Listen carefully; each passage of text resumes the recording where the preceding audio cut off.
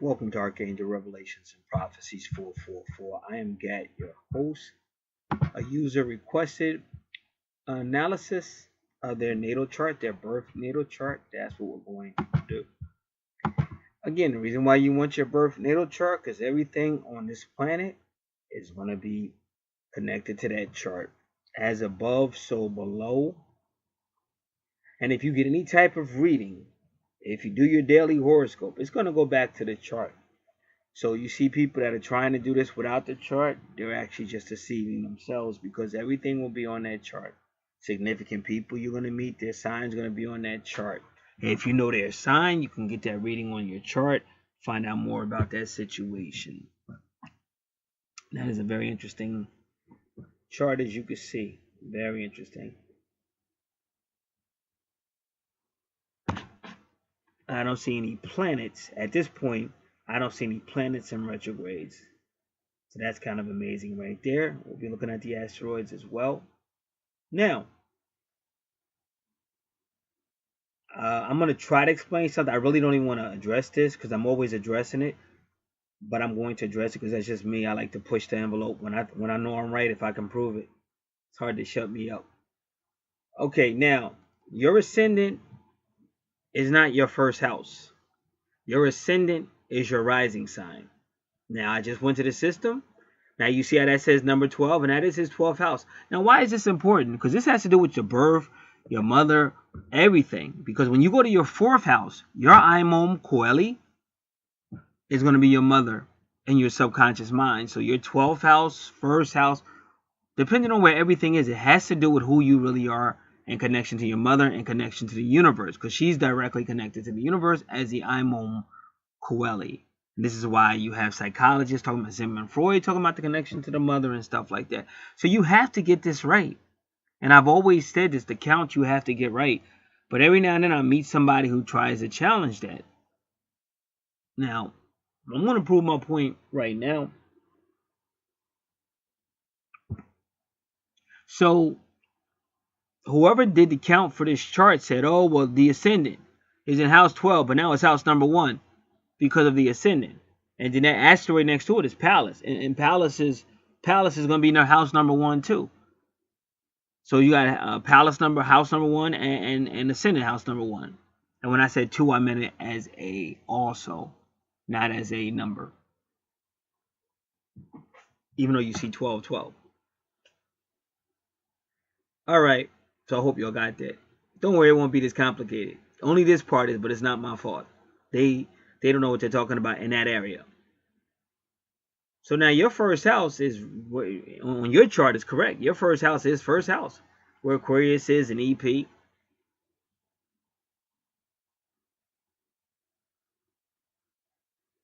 So then, I counted. Even as far as Uranus, it says house 11, which is correct. And I think it said Jupiter is house 11, which is correct.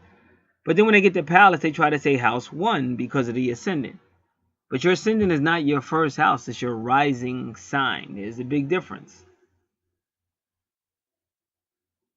So you can't say that's house 1. Then when you go to EP says house 1 because I put my cursor over it. It tells you what house.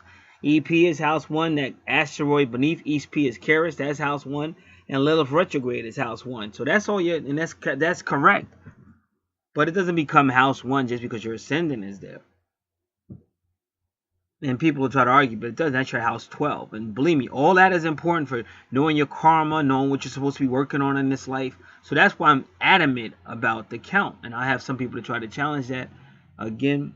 But I prove it over and over for people that listen. And, you know, that's really a gift. That's a gift for people that really listen, because a lot of people just don't even listen and concentrate. Or once you get these basics, it's easy. But if you don't get it in the beginning, it's only going to mess with you later on. And this is why sometimes somebody say, oh, how did that happen? It was on my chart and blah, blah. But you may have been reading the chart wrong. Maybe that's why that happened. When I had a person recently who got some information, but they didn't want the full thing. I said, listen, get the full information. Don't just go to your house and say, oh, I met a Leo in 8th house and I know this is my soulmate and that's all I need to know. I'm like, no, because you and that Leo might get into it. Let's see what the chart says. No, no, I don't need to hear all that. Within 2 months, now the guy's got some issues with the Leo. Yeah, you could have learned that a little bit by listening and studying. Takes a little bit of patience. So again, so what we're gonna do is we're gonna deal with your 12th house and your first house and see what's happening. Because if you notice, you don't really have any planets in your 12th or your first house, which is interesting. So that deals with your prenatal when you're still in the mother's womb, and then it deals with your birth. The ascendant would deal with your, well, let me just read it.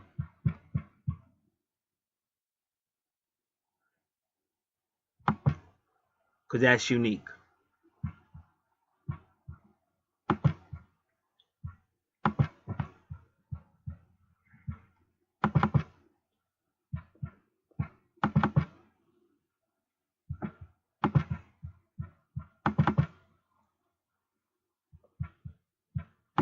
All right, but we'll be coming back to you. This just has to do with the count and in relation to your pre-birth and birth.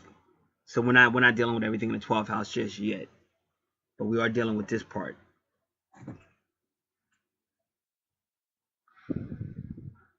The 12th house is the house of the unconscious, the metaphysical, and the spiritual. The 12th house is also the doorway to one's birth. The prenatal experience in the womb. The prenatal experience in the womb as it leads to your birth is represented by the 12th house, while the actual birth is represented by the ascendant. You say, well, why they have the ascendant in the first 12th house? Because that happens sometimes.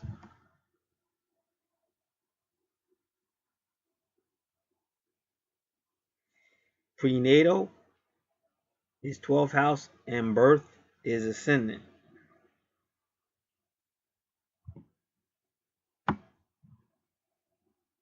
So whatever's going on there will linger in the recess of your mind, and that's going to create a tone for your life.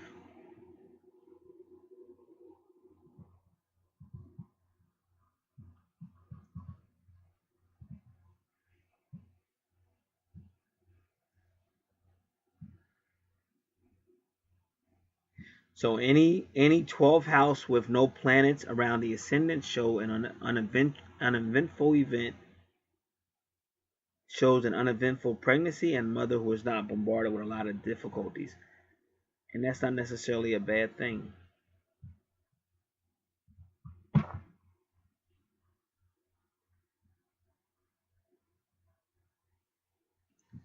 All right, so now we're going to be looking at this.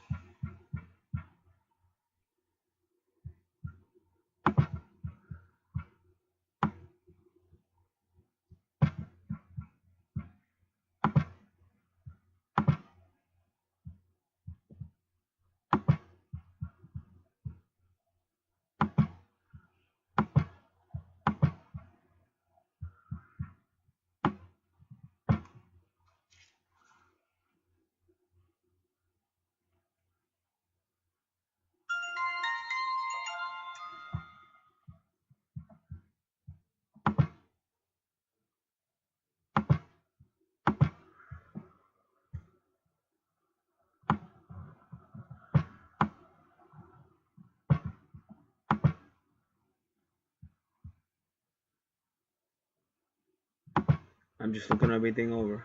I'll be right with you.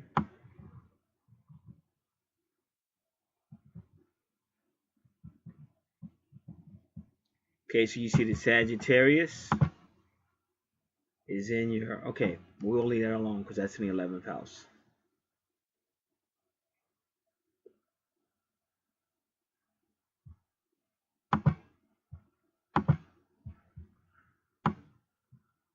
So Capricorn or Saturn, and you have your Capricorn and your 12th house, and you have your ascendant there too.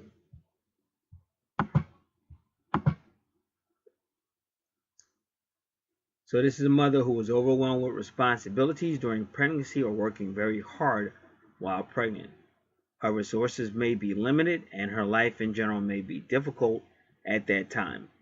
The child may seem like a big responsibility. The birth may be difficult, lengthy, or go over term. A surgery is often required, such as a cesarean section birth.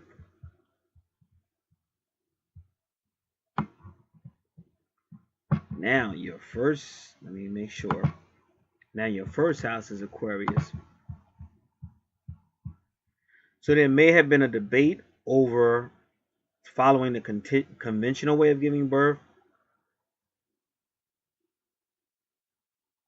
May have been a debate regarding the rules followed during a pregnancy.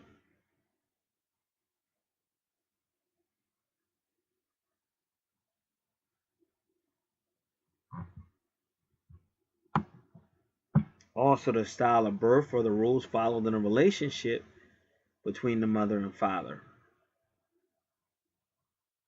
Also, with Aquarius or Uranus, sudden events could occur, such as the separation of the parents, marriage of the parents, or suddenly going into labor are common with this placement.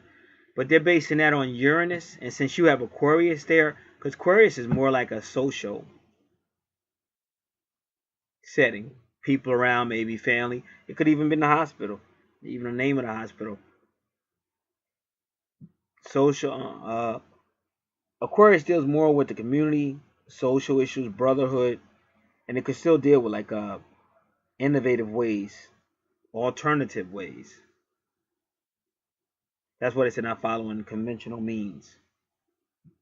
But it could have been something sudden, but that's usually Uranus is something sudden or unexpected. All right, so that dealt with the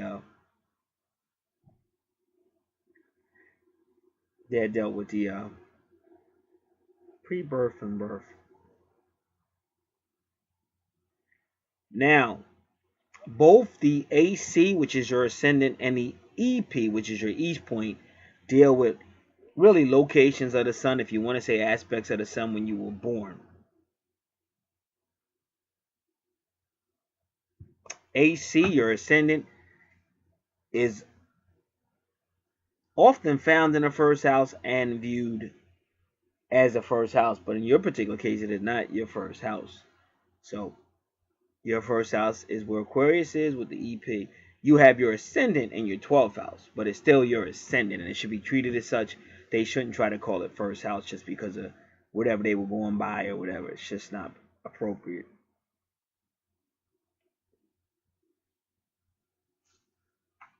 And some people make that mistake. They say, well, what's your ascendant? What's your rising sign? And it would be Capricorn. But they just confuse your ascendant with your first house. But your first house, like if I was trying to figure out your personality, me knowing what I know, I would go to your first house, Aquarius type personality. That's your mask. That's how the world sees you. Now you might say, well, that's not true because I'm more like a Capricorn. I'm not saying he would say that, but he might say that. I'm not true. I'm more like a Capricorn. Now that's possible because of the AC. But really, technically speaking, your first house or your mask that the world sees you as should be Aquarius. But you may have some Capricorn tones there because of the way they did that. And I'm sure they had a reason for doing it. When I say they, I'm talking about the creator or creators, whoever set this up the way they did.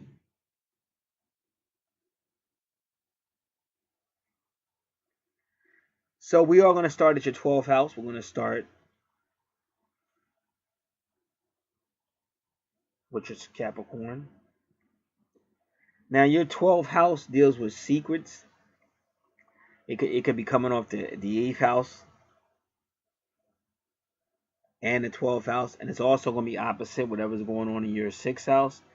And as you see, you have the Cancer right there. So anything that you need to reckon with your family, or any situation with your family that needs reckoning, is going to be in the 12th house. And whenever you see Capricorn or Saturn in the 12th house, you know you're definitely dealing with karma. Things, lessons learned, lessons that need to be learned, or lessons learned, or possibly karmic debt.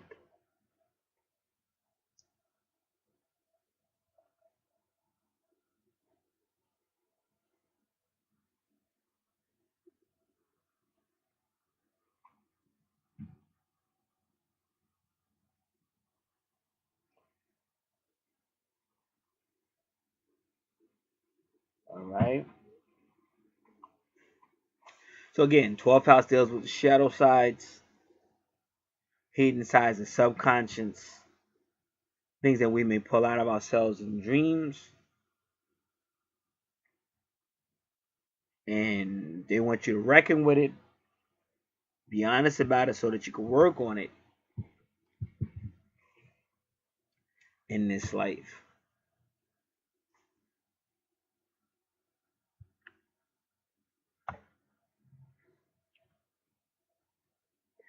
So just give me a couple of things.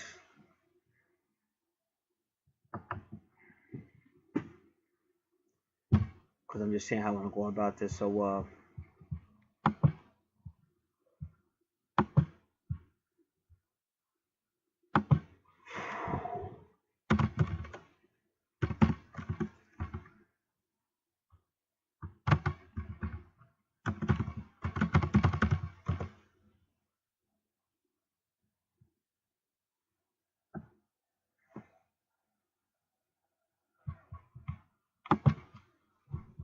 especially when the moon is there, but Capricorn tends to be like an old soul.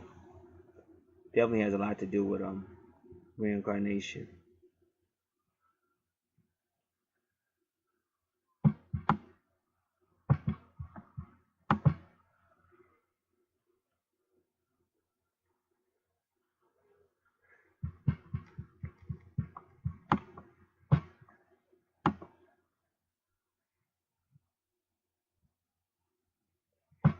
All right.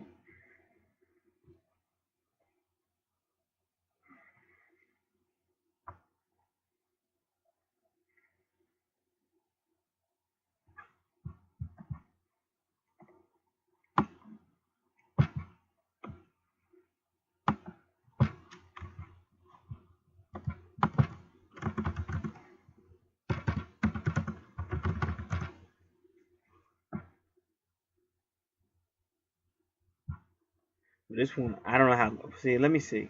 Because a lot of times they have forums. All right, this one may be pretty good. Because it said meaning of Capricorn in the 12th house with no planets, and that's exactly what you have.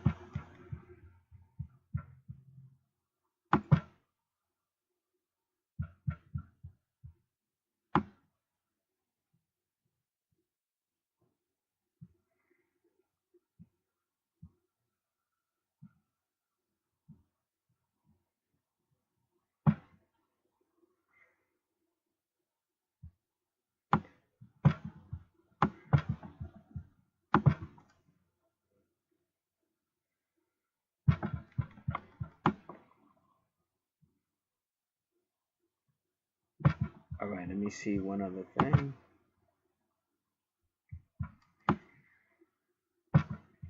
All right, so this is Dark Pixie Astrology. We're just going to read the 12th house. The 12th house rules endings, hidden things, confined places, and your past life. So now they're talking about your 8th house, and the reason why, because there's always going to be a connection between your 8th house and your 12th house. The 8th house rules death because it is seen as a transformation going from one place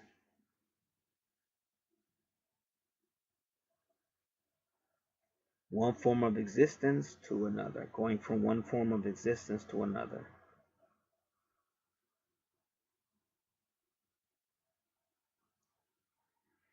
The 12th house rules endings, where something ends to make way for something new. It is a clear the clutter house. Hidden things can be anything that's kept from others, usually referring to secrets.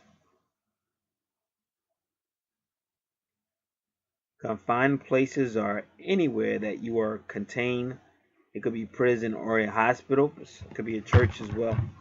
We tend to just say it's really any building, anything where you're confined somewhere. Even if you were standing outside, but you were told you better not leave or you better not move from that spot. That's a confinement. So it could be anything confining.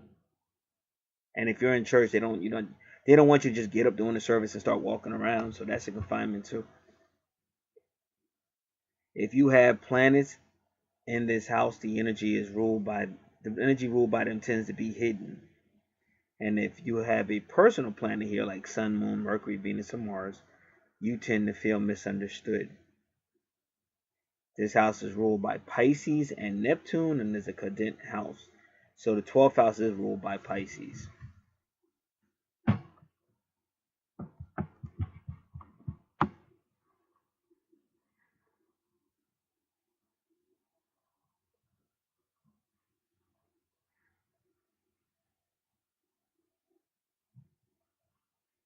All right.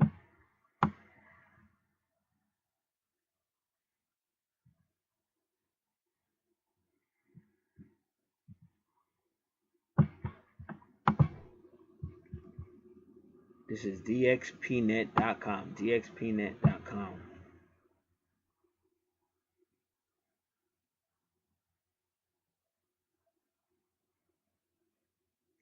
They said if you have Capricorn in your 12th house, it seems to represent a turning point, a challenge to be met, and not a casual one, but a very deep-seated one. But that's why they put your ascendant there, because it's like a turning point. It's like an ending of something and the beginning of something, but all in that 12th house. Like opening up one can of worms or coming to grips with one can of worms and closing it opens up another one. It's kind of like when a person finds out, like Jack Nicholson, who's from my area. He found out that his daddy was really his uncle. But he didn't find that out that he's like a grown man. They lied to him that whole time. So he finally met something and brought an end to it. You're not my real father, but now a whole nother can is open. Is wow, who is my real father? Why did they lie? Things like that.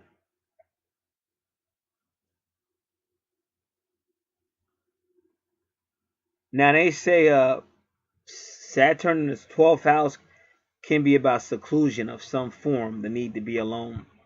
Now, for some reason, I didn't get that off this guy. I didn't get that because I sort of kind of like Aquarius. But see, Aquarius and Leo, they're a lot alike. Like Leo wants to be up front, but he's more overt with it. But Aquarius is the same way, but he's more covert with it. That's the biggest difference. But other than that, they both like to kind of like try to be somebody. So I'm not saying that's a good thing or a bad thing, but I didn't get that the Capricorn reclusive hidden. But he could still be, because sometimes like Smokey Robinson has Tears of a Clown. That's a song, Tears of a Clown. He loves to be on the social, but the whole time he's making everybody laugh, he's crying inside.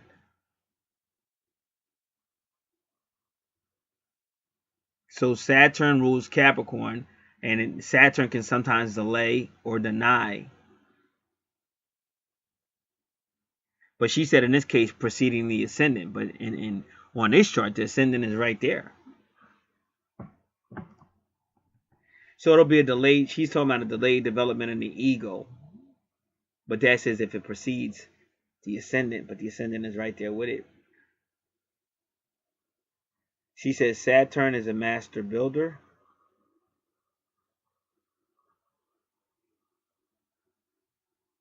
So any effort to truly discover yourself will be rewarded. Because like I said, a lot of people use the ascendant. It's just unique how they do it. Because your first house is supposed to be how people see you.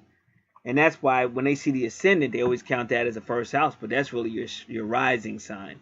And that's why people say, hey, listen, you can give me your sun sign, your moon sign, and your ascendant. But in your case, and they probably wouldn't even know, they would look at you like you were stupid. Like if you said, do you want my first house, which is Aquarius, or do you want my ascendant, which is Capricorn, they would look at you stupid, like, oh no, listen, it's the same thing, but it's not. You can just look on your chart and see that it's not. So in some cases, it wouldn't even hurt you if you were getting your reading to get the horoscope reading for Aquarius as well,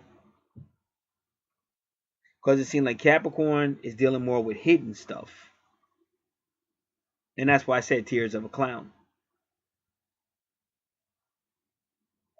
So what they want you to do in the 12th house is to deal with it. Whatever is hidden, they want you to bring it out and deal with it. So they say when you bring these things out and you truly discover yourself, you will be rewarded. Because again, they deal with karma. And the 12th house is the house of karma. And Capricorn and Saturn deal with karma. Now she says inner activity and work has to match up. And they say you have to be very honest with yourself. And always when we're honest with ourselves, if we have anybody else involved, we have to make sure that they are mature enough and professional enough to keep our things confidential. Because a lot of people, you know, like some people go to church and they think because it's church and they found Jesus. Oh, I'm gonna get up and I robbed 7 banks and I shot 4 people. But now the Lord has forgiven me, and let know that somebody gonna call the cops on your ass. So you gotta remember that.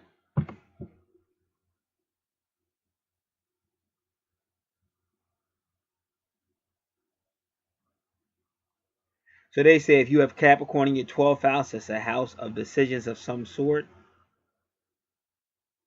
The decision must be to honestly face and accept any hidden stuff regarding you in that house as well. And remember, Capricorn also deals with the employment and reputation.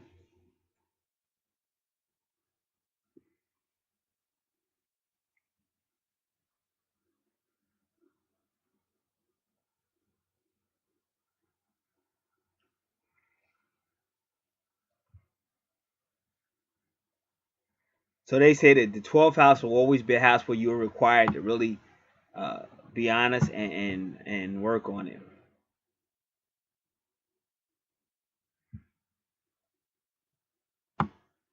So they're saying if you have Capricorn in your 12th house, then maybe you may be dealing with some type of perceived disappointment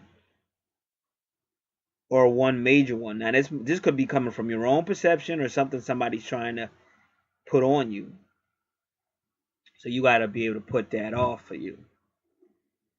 You don't want to carry some craziness that somebody else is trying to put on you, but you might be carrying it yourself. But either way, you have to deal with it. Truth of the life is we're gonna have ups and downs, and this is not a very this is not the greatest place to be because it's just a whole lot of stuff happens. You know, you watch the news, you see how many people get divorced. It doesn't stop, so you got to be able to deal with that, deal with all that stuff, and stay positive.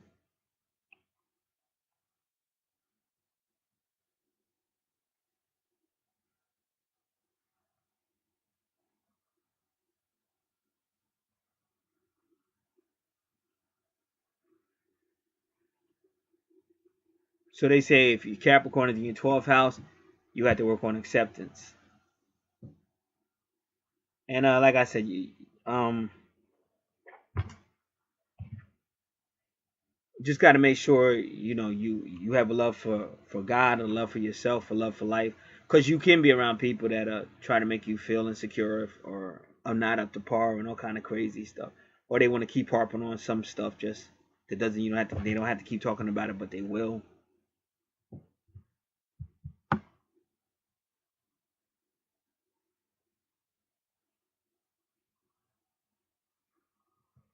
All right. Now this is Dark Pixie, astrology.com, Capricorn. Subconsciously, you feel like you're constantly restricted in your life no matter what you do. You can seem overwhelmed by responsibility on the outside, but when alone, comfortable, or out of the spotlight, you're practical, responsible, and focused.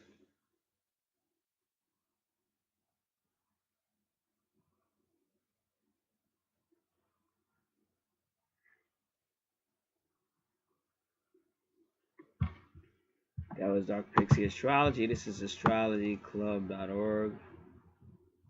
Give me a second.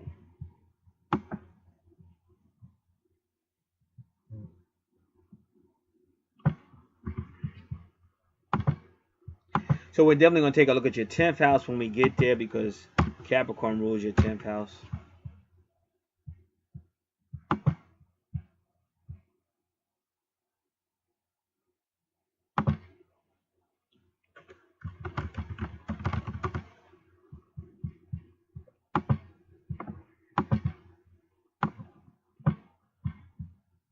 So when you have Capricorn in your 12th house, you may be very intuitive and maybe even psychic when it comes to yours and others' professional goals and public goals and ambitions.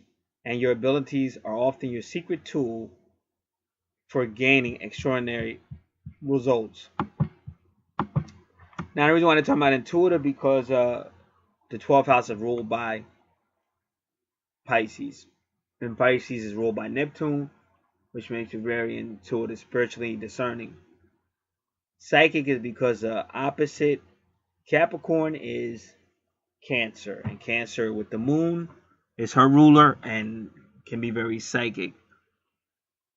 So the universe has blessed you with psychic gifts regarding professional and public. Why does it say public? Because public is your reputation, how others view you, which would be the public, and professional can be anything Capricornian, anything with career.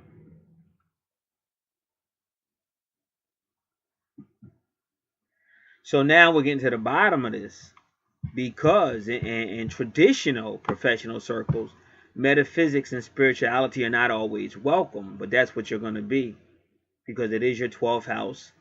But they put your career and your Pisces rules the 12th house, which is spirituality.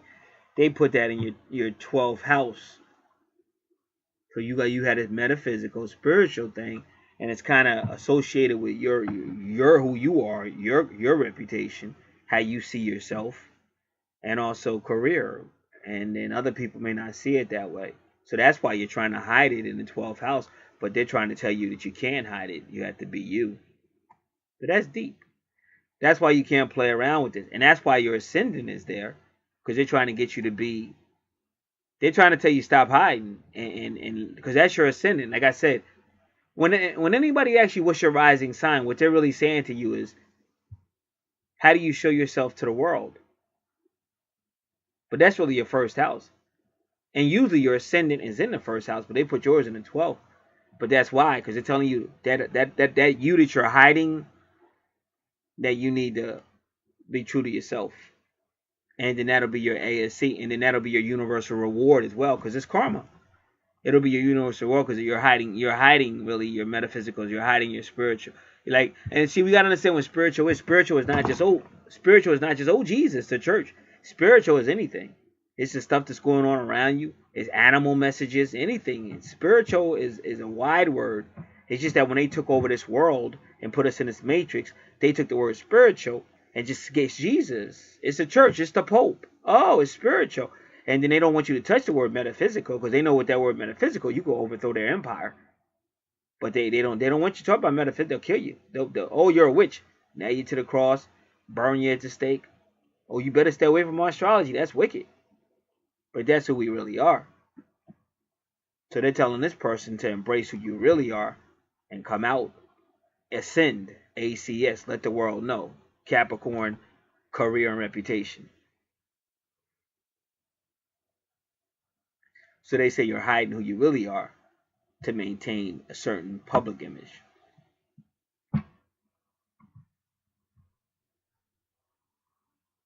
But they want you to know that these gifts you have been blessing you regardless, even though you've been kind of hiding from them.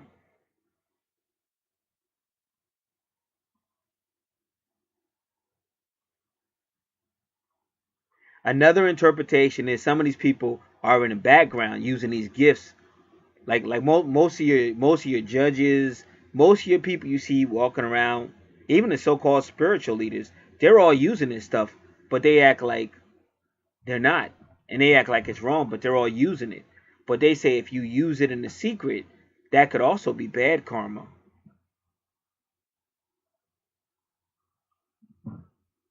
And you could lose your reputation as well.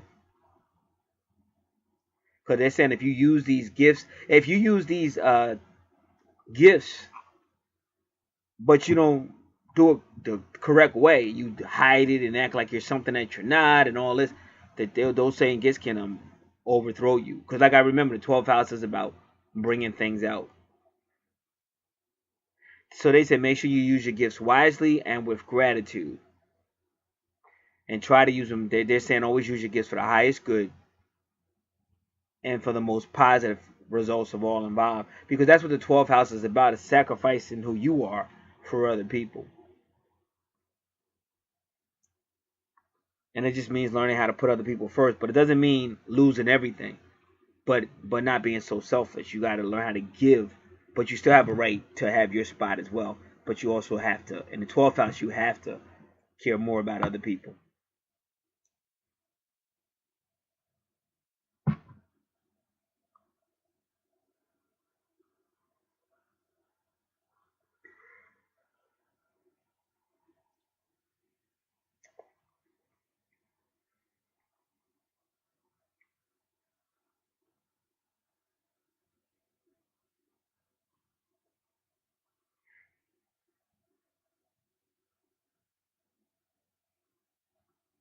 So they're saying as long as this person has that Capricorn energy in the 12th house, they're still going to try to internalize everything.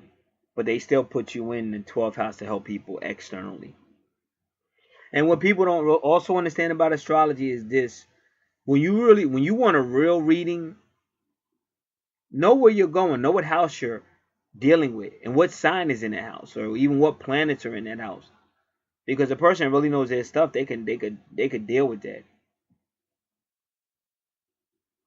And that's why, like I said, sometimes you have to really be specific when you get any type of reading. Because some people, they may not understand that, but others do. But sometimes they just don't understand what you're talking about. So you just have to be more specific.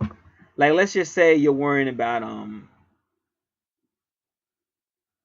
fun or creativity.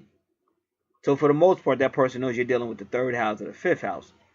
So then they're gonna look at your 3rd house, which you got Aries there, and they're gonna look at your 5th house. You got Gemini there, which is also his true north node, and now they got something to work with. So that's what interests me. But they gave me my answer, so I want to thank the universe, all the angels, thank God the Mother, God the Father, God the Son, God the Holy Ghost. Thank all the angels, archangels, spirit, because I was wondering what was going on. Because usually the houses are off, but your houses ain't off. Your 12th house is your 12th house, just like I said, and I just proved it again. No, I do that because people want to argue all the time. And I just want to know why they put their ascendant there. Now it makes perfect sense, because they're telling you got to come out of the hidden aspect. And even at number 12, and it's funny because we use 12 astrological signs, but it's actually 13. It's 13 constellations really for astrology, but we only use 12 right now. All right, give me a moment, because we are going to look at that number 12. And also 12 is spirituality, because you're dealing with the 12th house ruled by Pisces. And if you talk about Pisces, then it was Jesus that said, I'll make you fishers of men. And he dealt with the 12 apostles. So you got a lot of numerology power going on there.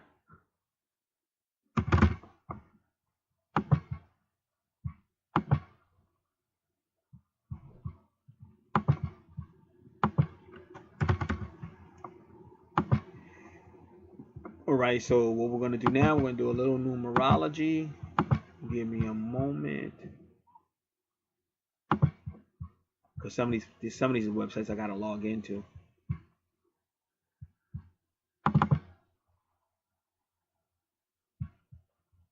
So that's why I said, because he didn't come. I didn't get a vibe off of him of being an introvert, because it's not that he's an introvert, but he just got that stuff that he's keeping hidden. All right.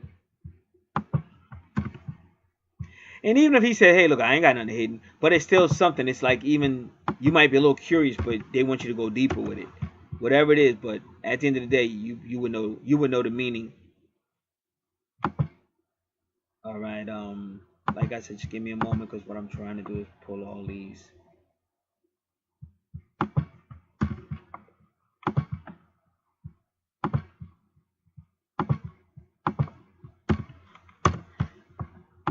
So just hang in there with me. It's just a matter of logging in, and then we can go right in.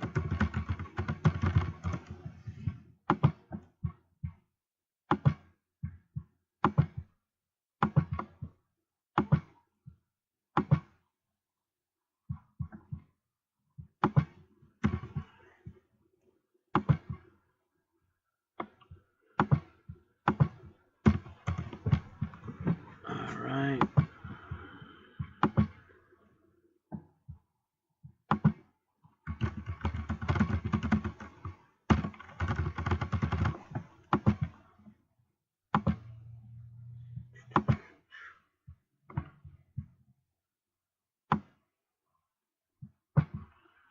Here we go.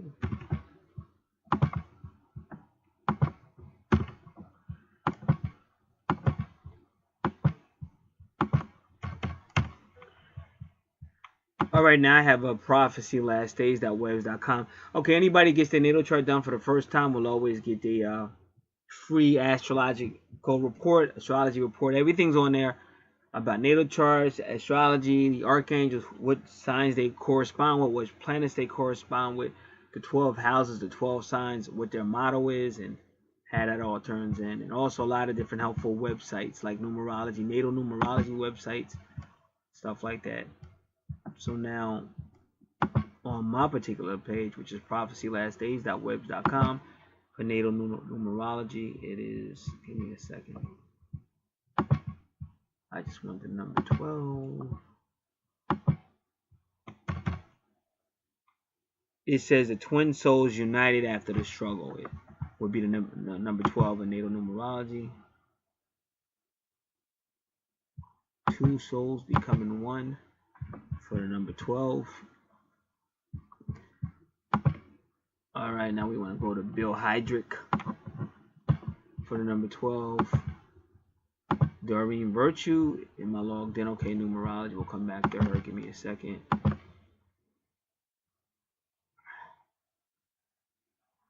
Now this is Gourmetrix.org, but it's with a X. Gourmetrix, TRIX.org, and it says December 21st, 2012.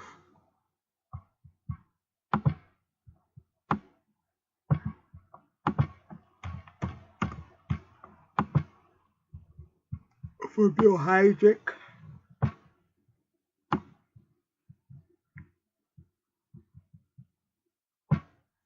12 is the abyss, the lost thing, to be desired. It's funny how, the abyss, because you're in the 12th house, which can deals with the hidden secrets, deep secrets. A lot like the 8th house. To rest, to dwell, desire, lust, the longing, cut away, crop off. To increase, multiply. For Doreen Virtue, keep your thoughts positive about the future, as what you are thinking influences your future. This is a message to keep your faith and hope strong, because these are strong determining factors right now.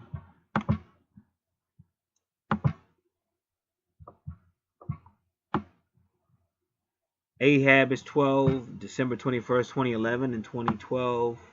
This is Gourmetrix.org.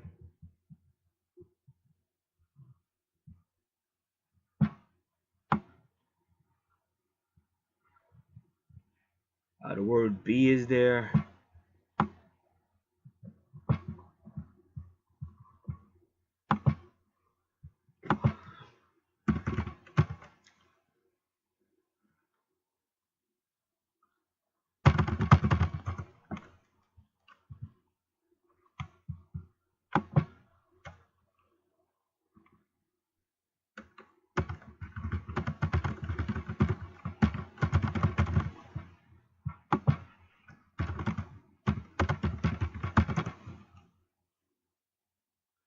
Give me a moment.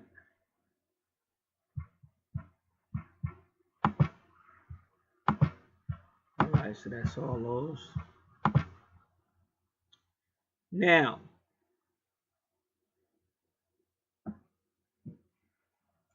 what Palace does, Palace helps you see patterns. And some metaphysical people, that's what they're good at. They can see patterns, and that's what leads them, like a clue. But they help you see patterns.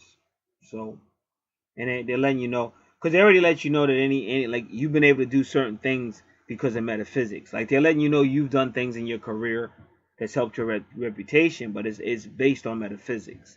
And see, Palace is that asteroid. That's what she's helping you do. Able to figure things out, to see patterns, that help you go certain places and stuff like that. What it reminds me, one time I was in Watertown, New York. This was in the year 2000. I had never been there before. And I still had a lot of energy back then. I still had a big New Jersey mouth, still talking crazy. And I was arguing with some people up in Watertown. And we was on the Army base, though. We was on Fort Drum base. Now, keep in mind, this is before 9/11. This is the year 2000, not 2001. And so I was arguing or something, and I was trying to make it perfectly clear that I knew what I was doing and didn't need that person telling me nothing or whatever. So I made this turn because I was just mad, and I just made a turn. You know how you mad, you ain't even thinking.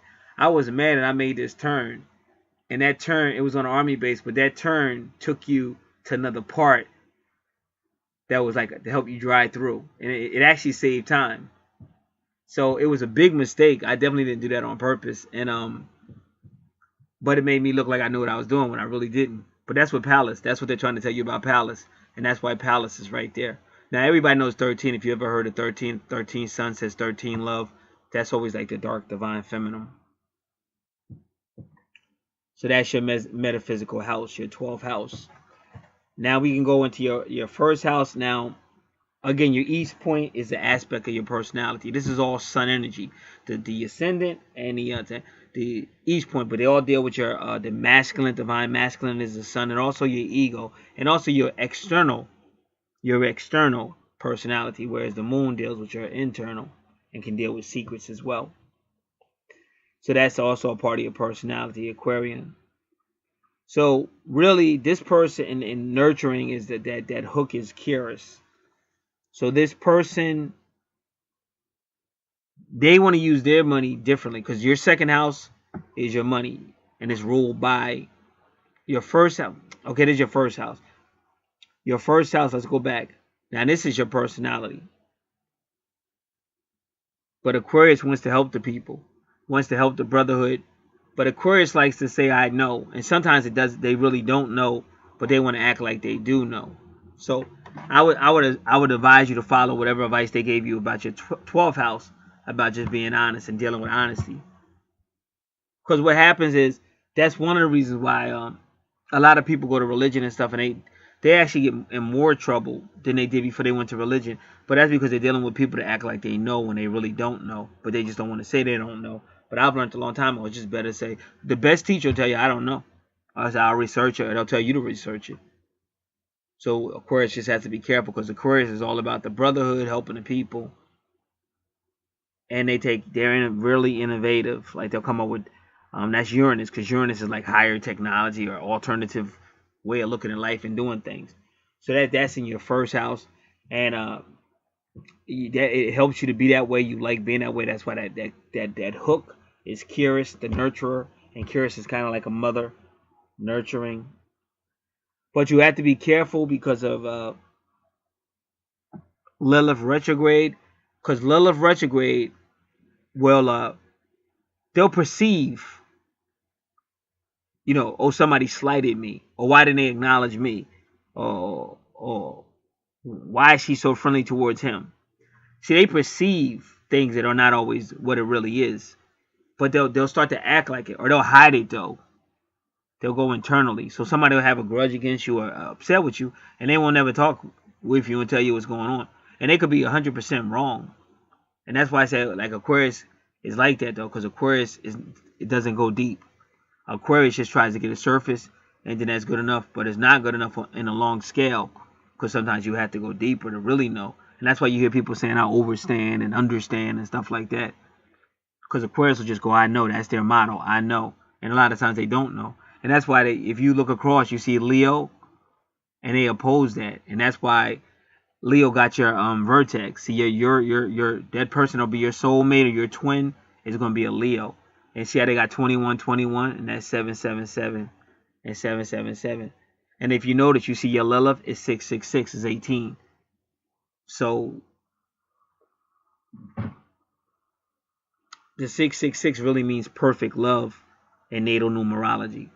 And then 777 means perfect harmony. But I think what they're trying to tell you, in order for you to have a good relationship, you got to let this Leo, because I got a friend that's Aquarius. Me and them go back and forth because they oppose each other, but they really strengthen each other.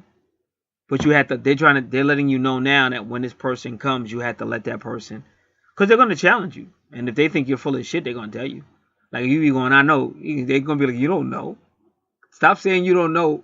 Stop saying you know if you don't know. And they like, you might not like that because don't nobody want to hear that. but they're actually strengthening you because in next time maybe you will do a better research.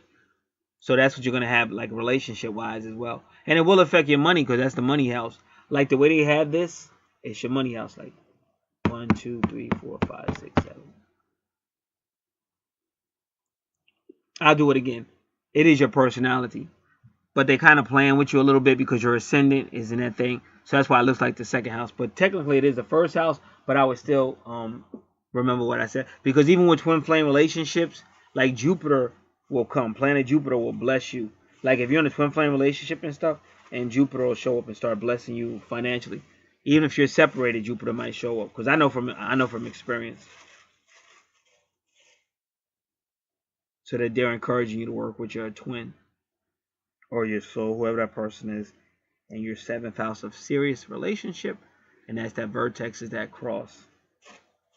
And we'll learn more about that person when we get there. Now, Aquarius will also affect your 11th house, just like Capricorn will affect your 10th house, but we'll learn more about that when we get there.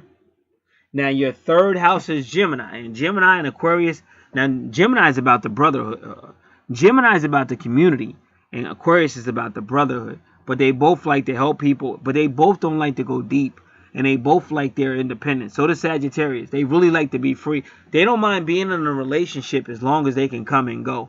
Because anything that seems too committed, they don't want nothing to do with it. So your Gemini is very creative, but see, spirituality is going to have a lot to do. And that is your second house. So your second house is ruled by Taurus. First house is ruled by Aries.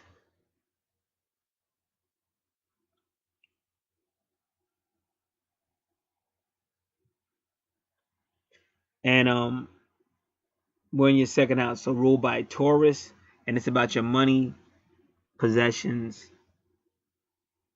and how your value system. But everything you're doing is based on like spiritual stuff. So you're gonna, with that moon there, you're gonna be very intuitive, very psychic. And so your money will revolve around that. But they told you that in your 12th house. They said a lot of money you made is based on your metaphysical gifts, whether you're aware of that or not.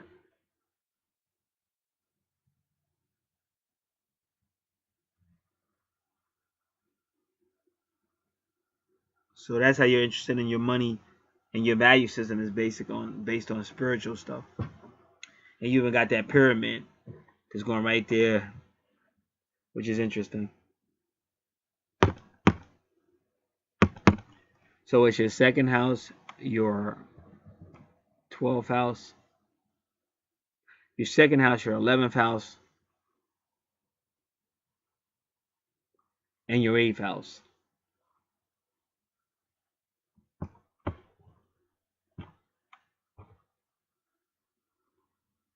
So they're definitely letting you know.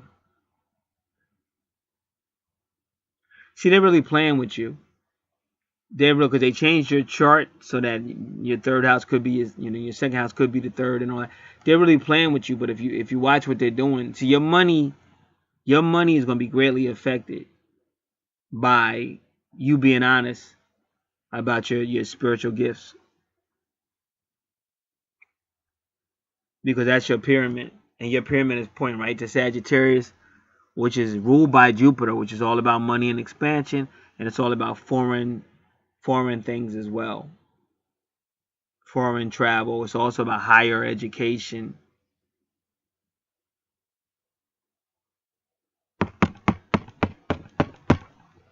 And then Virgo in the 8th house, that's all about the soul. So Virgo is all about service.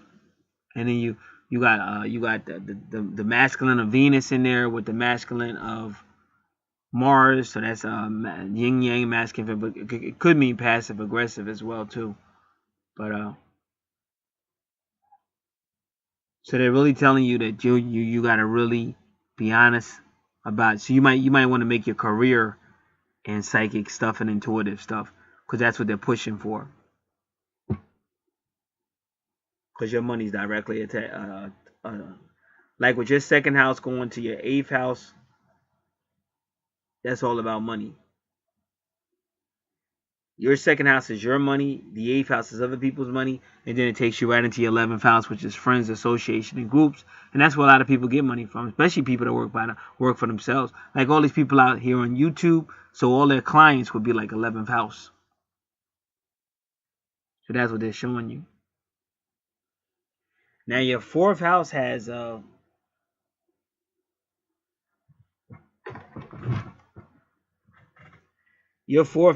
Aries there. So Aries is very forward moving, a lot of aggression. Your fourth house is teenage adult education, land and property, ancestors and family, the heart, the vehicle or travel, and whoever raised you as a mother in the early days. That's Imom Coeli. She'll be in your subconscious the whole time you're on this planet. But you got the Aries there, which takes you back to your first house, and you got Capricorn there. So a lot of times you're dealing with like something that was strict, someone who was strict. Could have been a mother, could have been a father, but someone who's maybe a little aggressive, a little strict, and that has you kind of like doubting, self-doubting. And that's why they want you to deal with it in the 12th house so you can get past self-doubt. Because that way you'll become even more powerful and you'll have more financial blessings. Now your fifth house is Taurus. In the fifth house, again, you have to be thank you, Champion. You have to be very, very careful because Taurus in the fifth house, they don't really think. Taurus is a very sensual. They like to eat. They like massages. They like to feel good, and they'll spend money. So you may find, and plus your second house is somebody who really doesn't hold on to money.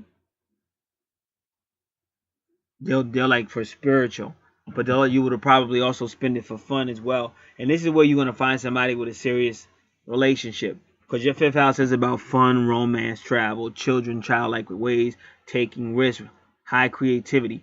The third house and the fifth house are very creative houses, but you'll find a relationship there as well. But you just don't want to be blowing all your money up on fun and pleasure or spending all your money on somebody else, because you may not have no money when you need it. So Juno means you will find yourself in a serious romantic relationship, possibly with somebody with Taurus or Leo energy. But you see her again in your eighth house. So this is probably your soulmate, your twin soul. The twin soul and the twin soul and the twin flame are the same thing. A soulmate could be anybody in your soul family. And twin soul is a person who has the same soul as you do, but it's in a different body. And technically speaking, you can only have one twin soul. So we'll look at a good fortune in the fifth house, and we'll look at good fortune in Taurus. But give me a moment, because I have to pull it up.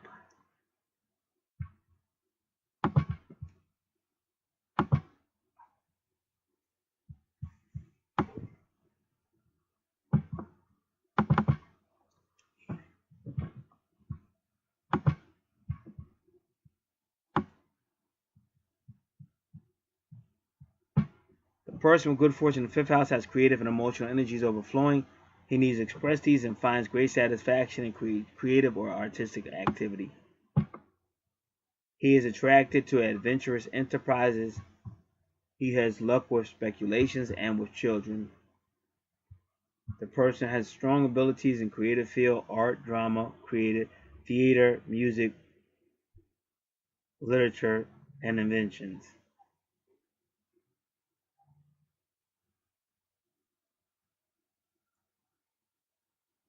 He needs to pour himself into what he is doing, and he needs appreciation and applause. Now, part of fortune in Leo, part of fortune in Taurus.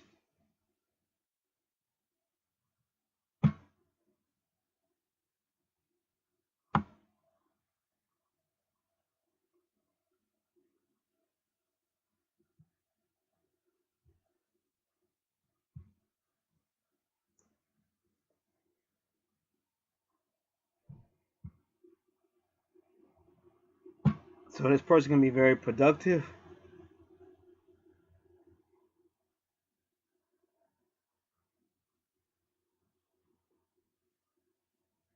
So that's why it's put there. Now, good fortune in Taurus makes Taurus, they need to perceive tangible results, and they're cautious, and they're practical in their pursuits of happiness and success.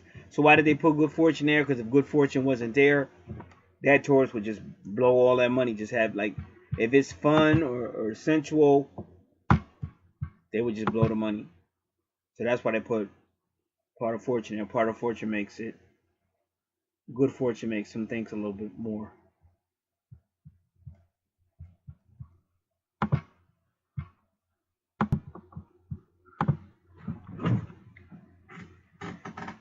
All right, so now going back to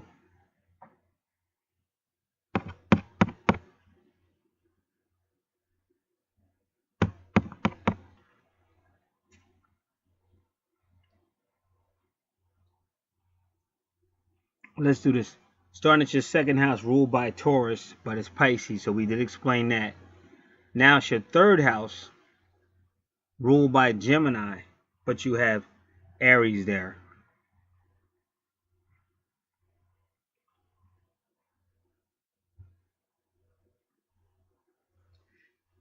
Your third house and your fifth house are the most creative.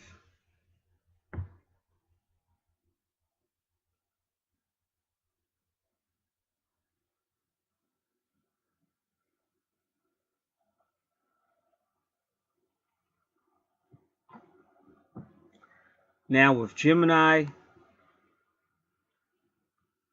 2, 3.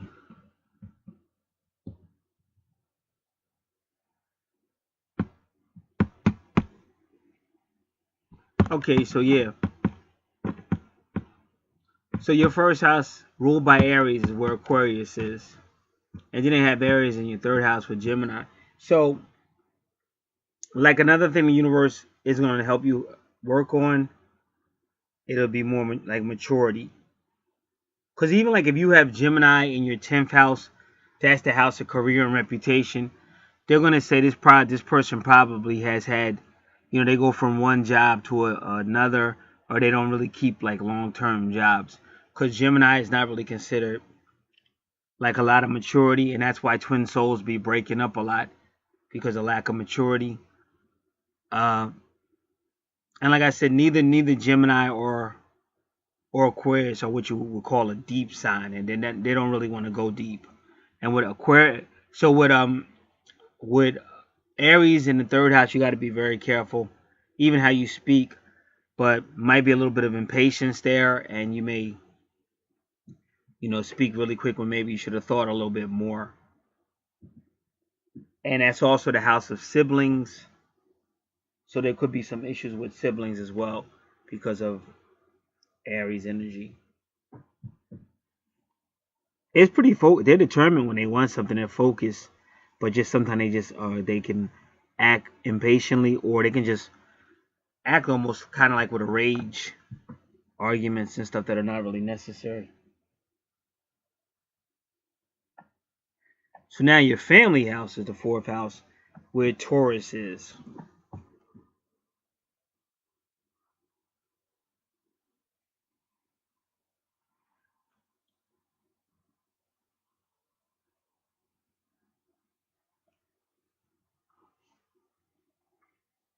So what we want to do the good fortune again. We want to do the good. We did good fortune in Taurus, but now we have to do good fortune in the fourth house.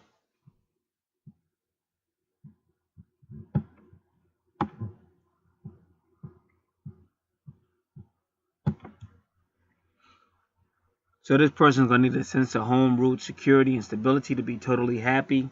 This does not mean that they need a house to call their home, but home could be an idea, a person, or an atmosphere that he can feel is solidly behind him. If he has that, he can go on to fulfill a 10th house professional identity. And funny, because your ruler, your 10th house is in your 12th house. These people are usually very patriotic with strong feelings for home, homeland, and parents. Good fortune in the fourth house can mean that the person will be wealthy in the last third of their life.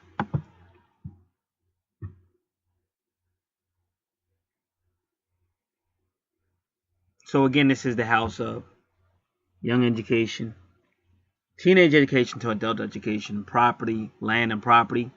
And Taurus, Taurus is about value, and Taurus is about possessions and finances, so that's a possibility. The heart, ancestors and family, vehicles, and possibly travel.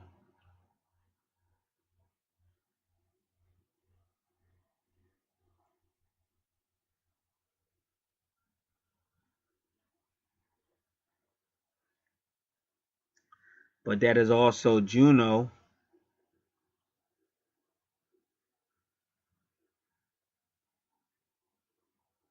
which can imply you might find yourself in a serious relationship with somebody of somebody who's kind of family minded, and they're also concerned with money and possessions, which is not necessarily a bad thing. But the reason why, see, you two are going to be challenging each other, because your second house where money and possessions is, you're more spiritual with it, whereas this person, like they said, they're more tangible, but they're going to kind of like keep you down to earth.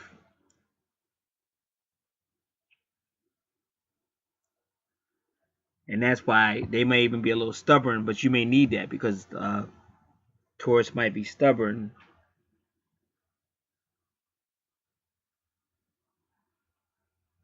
So she's got the bold lion to stand up to you, but also give you the love you need. And then she's got the strong Taurus or the stubbornness, not to back down.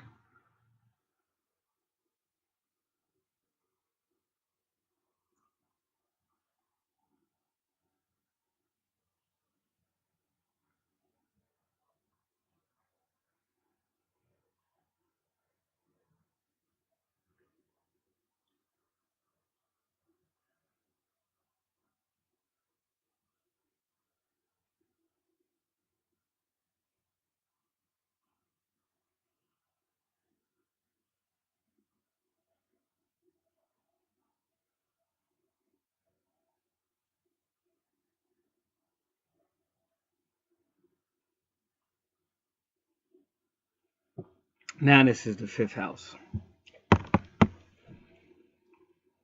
which is your true north node, and you have a problem. And remember, your fifth house is ruled by Leo, and then you have a Chiron retrograde, which means you've had some type of situations that they need healing, that haven't healed yet. So remember, your third house and your fifth house are the most creative.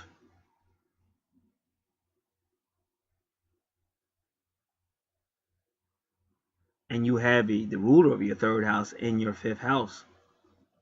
So this could be a very highly creative person.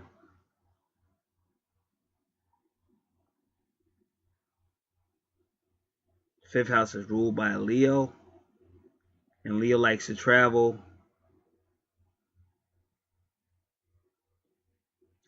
Gemini usually means short term, short distances,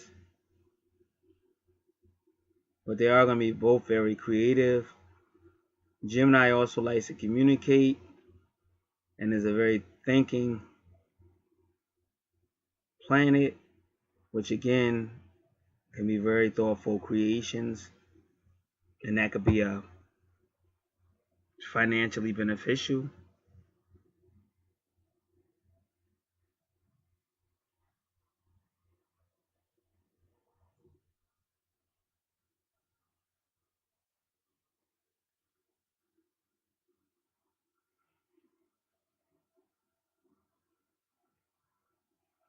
True North Node is your life purpose. So it's definitely in a fun house. Fun, travel, childlike ways, taking risk, creativity, creation.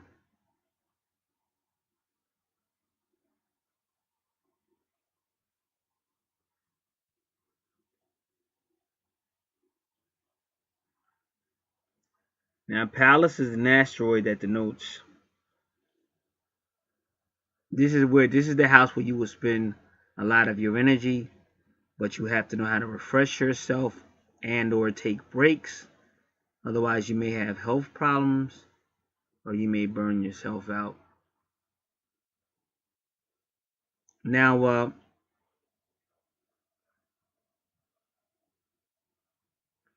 I get the feeling she is going to be the one that really wants to have a lot of fun. So you may have trouble keeping up with her to a certain degree. Because she's got that Aries energy in the house ruled by Gemini. And then she has Gemini in the house that's all about fun. And then you got Vesta.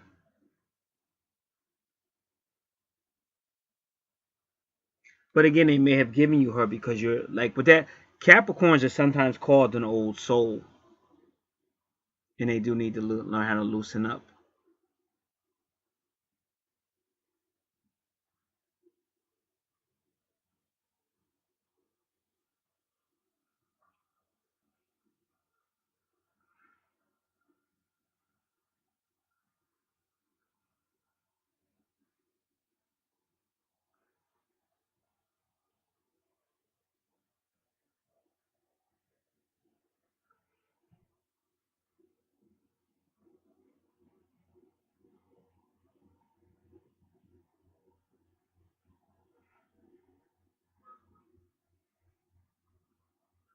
And that is your true life.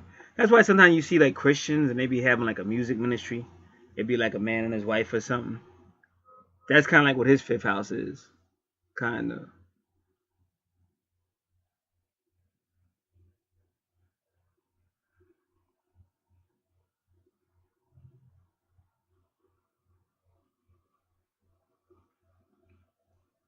Seventh house again is your relationship house.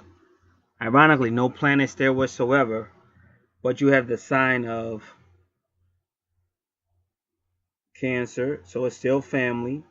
Taking you back to your fourth house. And in your fourth house you have that Taurus.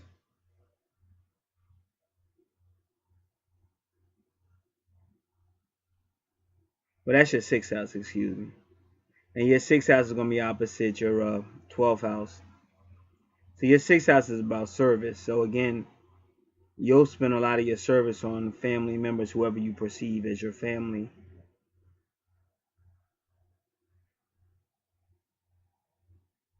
And they said in your fourth house where Taurus was that that person might be like your family to you, is that Taurus.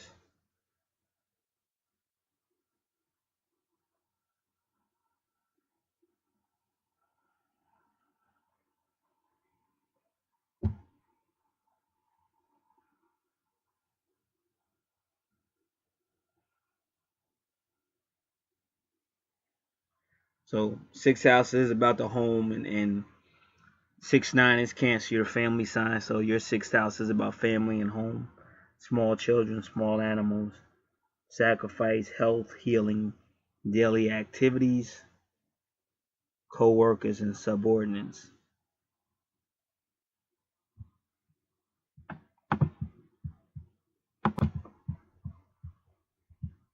All right, now we're into the seventh house.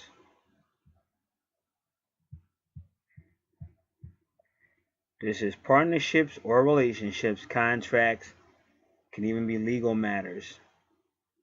And it's the Leo. So you might find yourself in a committed relationship, could be a twin soul or a soulmate relationship with a Leo. But this person definitely gonna be like a fiery person because I think it's the same person. And they probably will challenge you.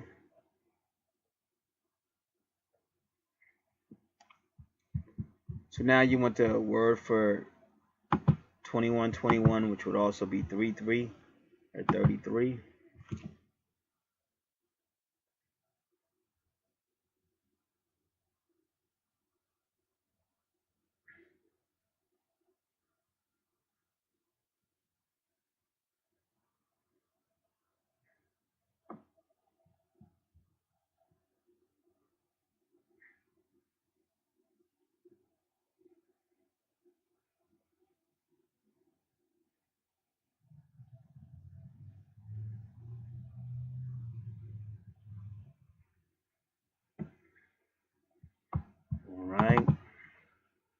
Give me 1 second while I look that number up, 2121.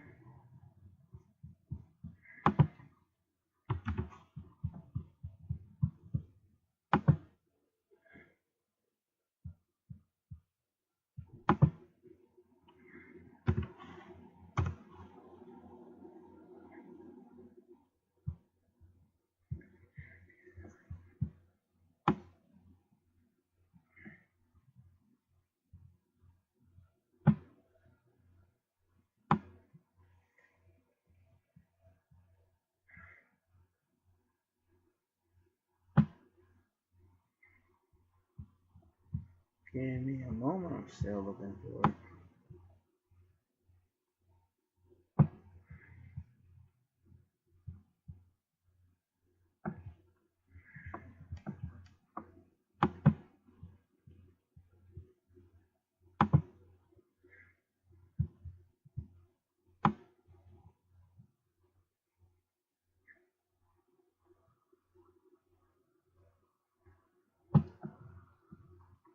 Okay,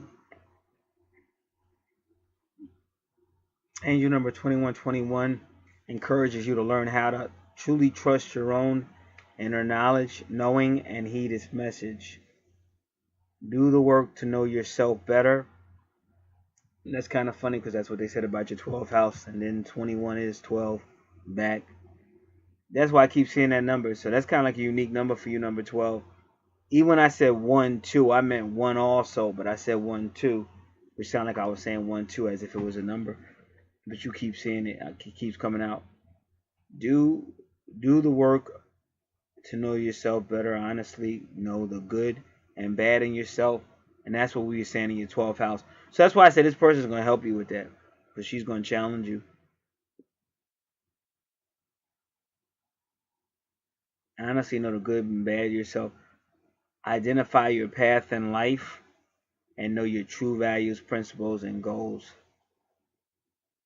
Be honest with yourself. View your life objectively and use your awareness to move forward by making the right choices for the future. Begin to understand yourself and your life journey and read the sign spots ahead, which will become clearer and clearer. Angel number 2121 indicates that your thoughts are like seeds that are about to sprout and are a sign that things are going in your desired direction. There may be some wonderful opportunities or new directions to take that will lead to fulfillment and personal happiness.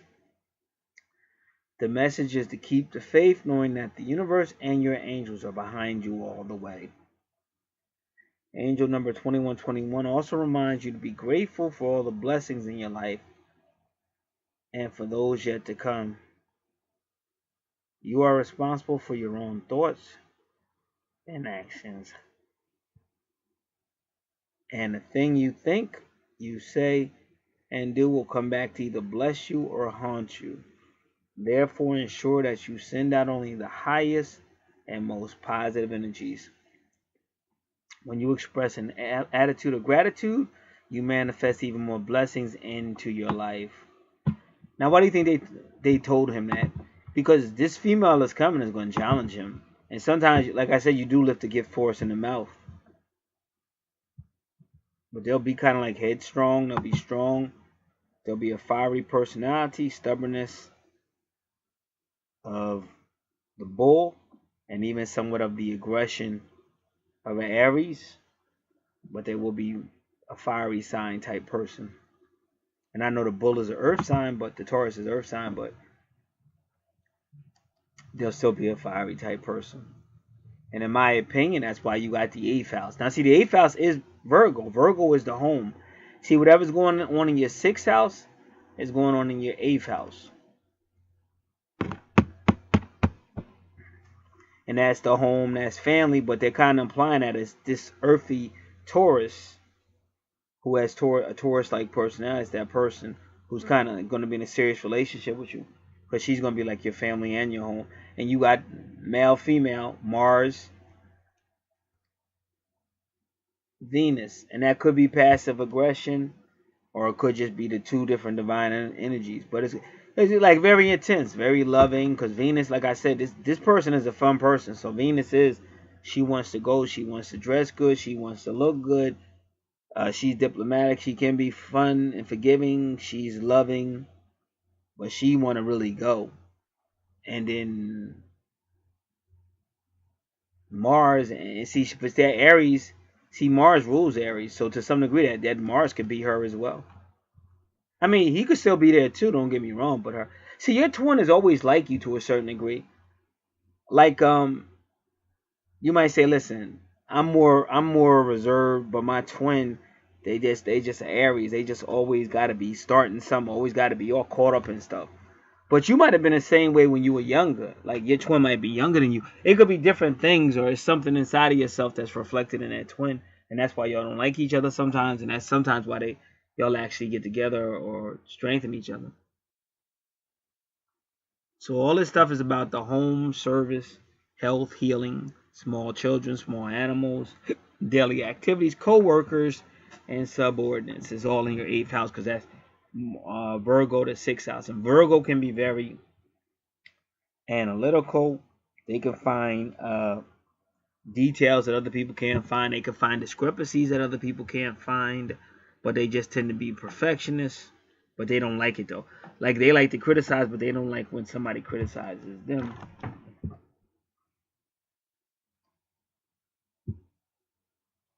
So that's a fiery house with Mars and Venus there.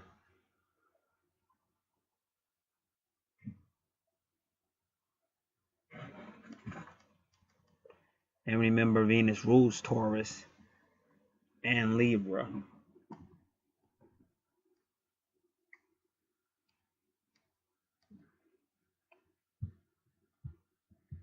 So now all this is going on in your 8th house. Or let me just say it this way. All this, your 8th house consists of these. It could be all in your case, or some, or whatever.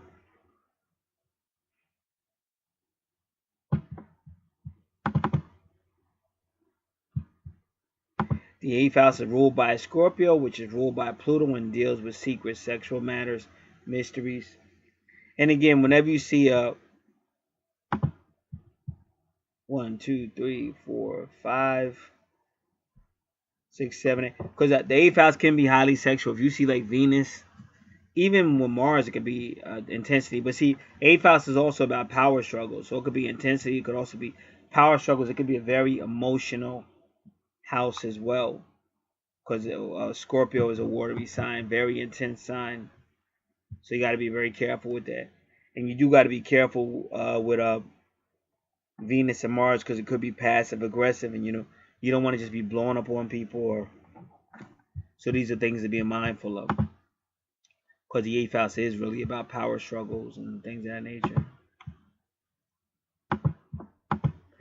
The 8th house is ruled by Scorpio, which is ruled by Pluto and deals with secrets, sexual matters, mysteries, doubt, accusations, suspensions, supernatural psychic abilities, internal plotting, internal indignation, conspiracy, vengeance, revenge, anxiety, esoteric information, forbidden knowledge, hidden knowledge, obsessions, addictions, compulsions, power struggles, manipulations,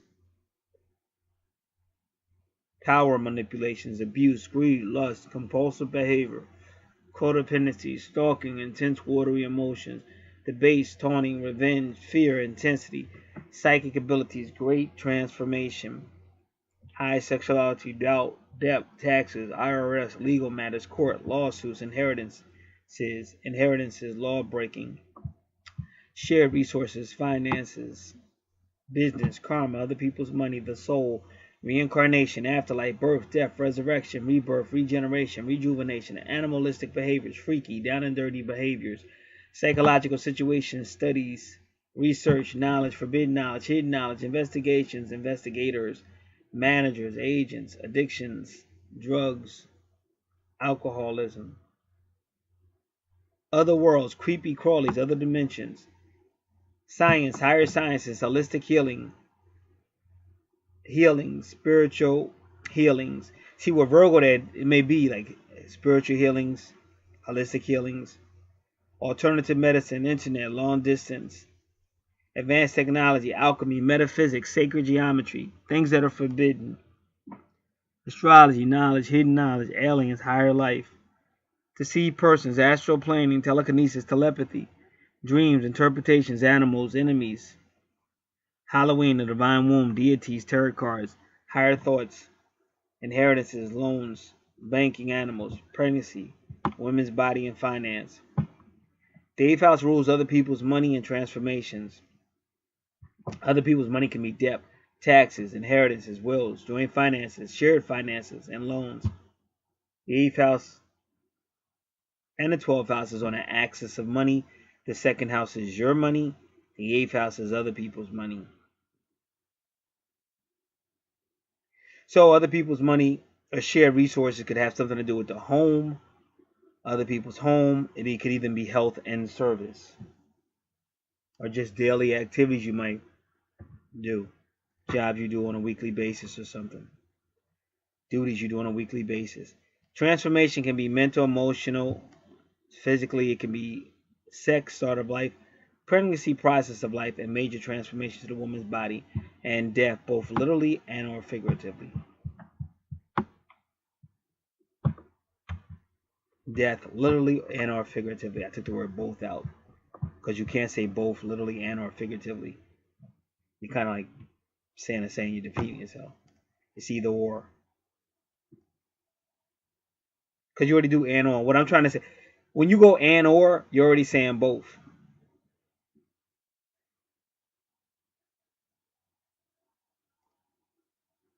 The 8th house is one of the 3 relationship houses. 5th house is love.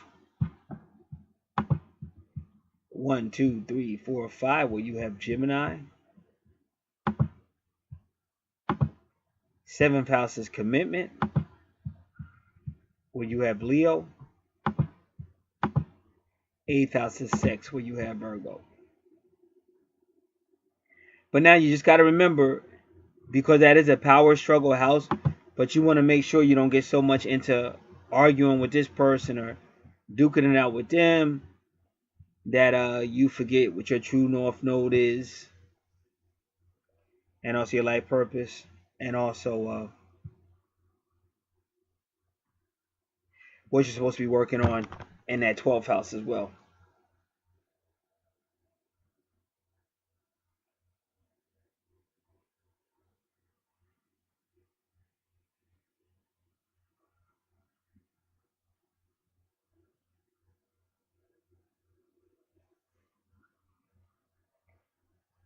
So that is your 8th house.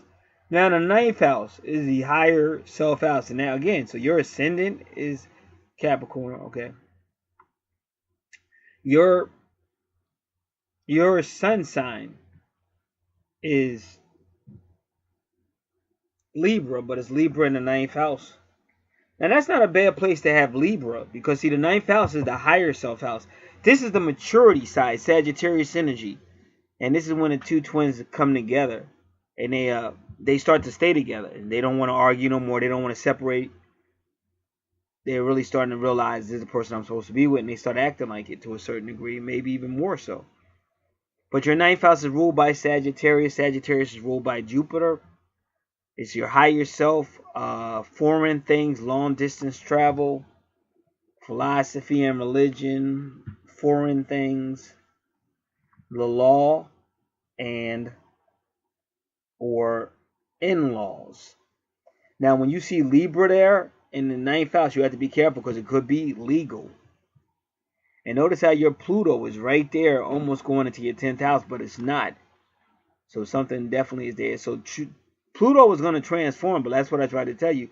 See, Pluto's going to try to make you two into that couple, that higher self, because really, if it's a twin soul, twin flame situation, that is your higher self. It's you, and you're her.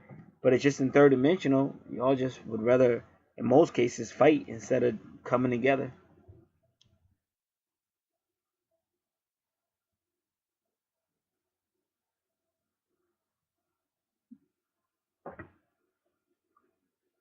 And look at that number 14.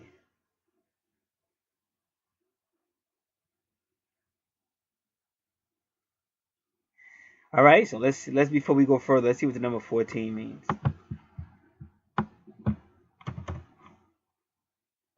See, now mine says souls working together to unify. She says when the souls start to come together, just like I told you. Number 14, souls working together to unify. Then I say spirit and matter working into harmony. So that's what you see going on in your ninth house. So the chart's saying, despite the hell you're going to take each other through, when I say hell, because you're going to do a lot of, uh, in the streets we used to say chin checking, but I'm going to say soul checking. Soul checking. So y'all going to kind of be duking it out till y'all finally get to that ninth house. But Pluto's going to help too. And Pluto's very powerful. All right. So, but I still want to see what other people say about the number. Let's just do the number 51 as well.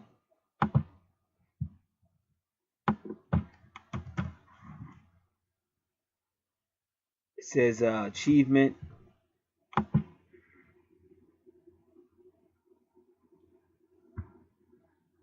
It's like ascension, which is a proper place because you're up high. It's ninth house.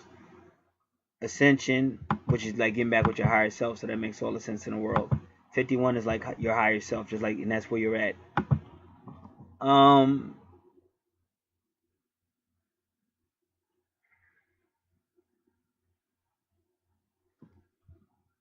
So let's see if Doreen is still here. Let's see what she says about the number 14.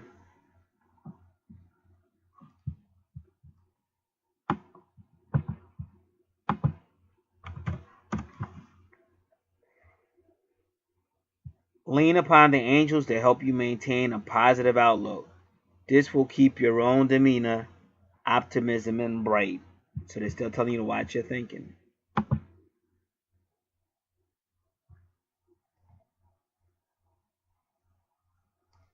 Reason why they keep telling you that, because you have internal stuff in your 12th house where you kind of hold it in. And then Lilith retrograde, that's what she does.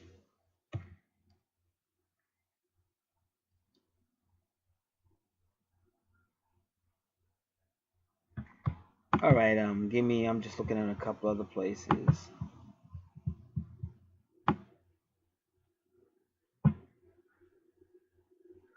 $14 and Bill Hydrick is lookout or hope to join.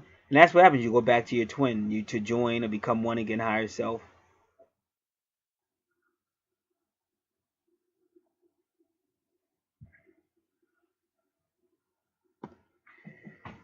So let's do goodmatrix.org one more time. And we'll do 14 just to see what happens.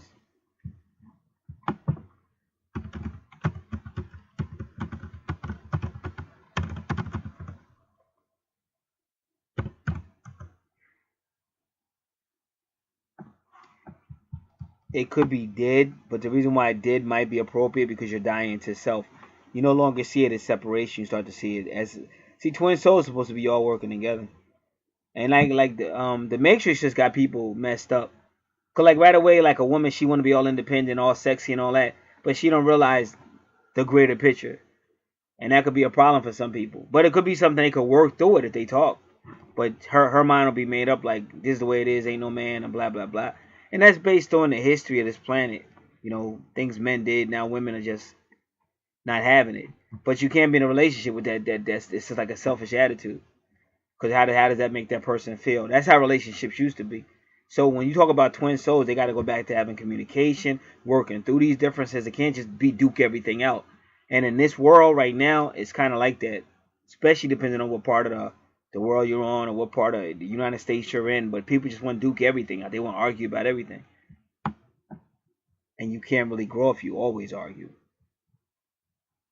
And that's why sometimes it takes older age, because they don't want to argue, do all that stupid arguing all the time.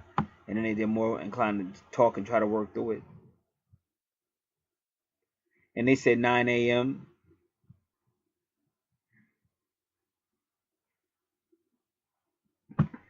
All right, so let's continue.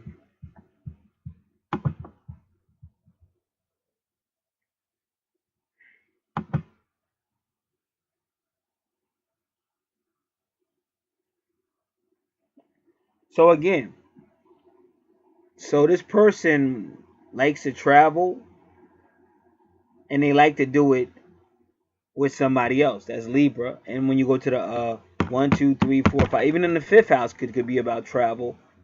Once again, you got Gemini there, which is still could be a couple. That's the twins.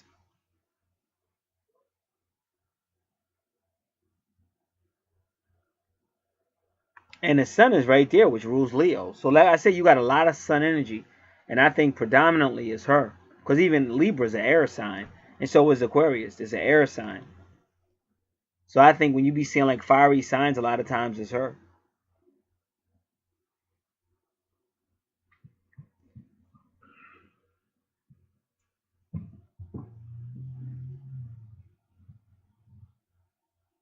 So when you're eighth house, either that's you and her, Mars and Venus, or it's her. Or it could just be her. She might be passive aggressive. But again, that might be what you need. I don't know. It might be what you need. But I think if you don't remember, because a lot of men they just fumble. You still got to be a man. Like I understand the world we live in, but you still I'm just a little bit different. You created to be a man, because a lot of men fumble, and the moment you forget what your life purpose is, or you too busy focusing on making somebody happy, that you're not obeying God, you got to be careful, because you actually fumble, because by you maintaining, that's why I try to tell people, if you're afraid of breaking up, if you're afraid of being separated, you never gonna understand twin soul, because that's kind of like how y'all learn respect for each other and stuff through separate, even cheating on each other with her. I mean, that's all part of it. I don't do that shit. I don't get involved with all that crazy shit. But but I know for a fact it's not like y'all gonna meet each other and say, hey, we twins, let's stick together and let's work this out. It's usually hurting each other, breaking up. Um, she be with somebody, and then if you vindictive, then you gonna be with just stupid, just the silly stuff people do on this planet. But that's how you duke it out. All right.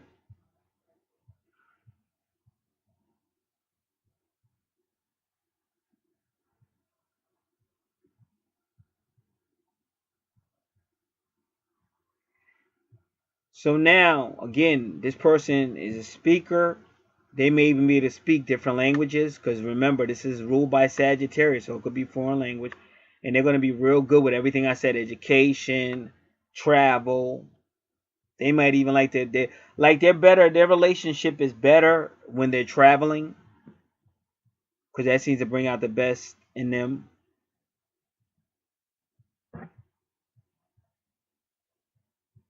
And the fiery person, they're at their best when you're in motion. They love having fun. They love going and stuff. So they're at their best when they're in motion.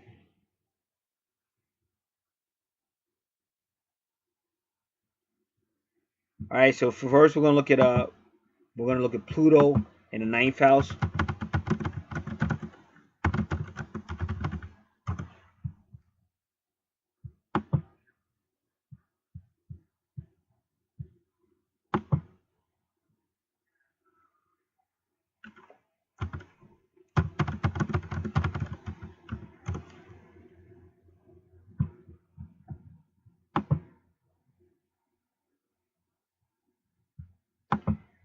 All right, Pluto in the ninth house. This is my astrologybook.com.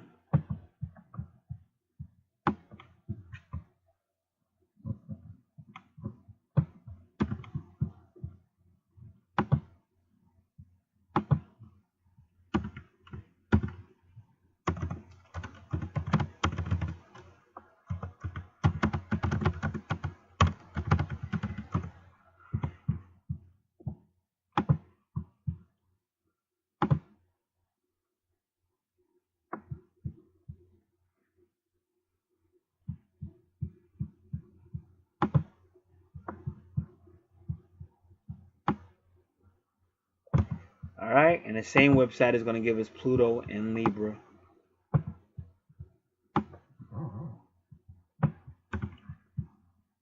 Pluto is always about transformation.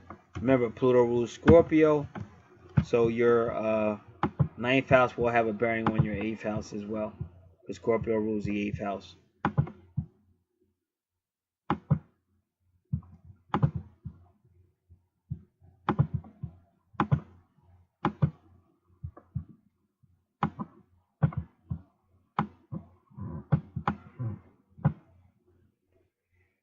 The ninth house is where we search for truth, experience that broaden the mind and help us form our philosophy of life.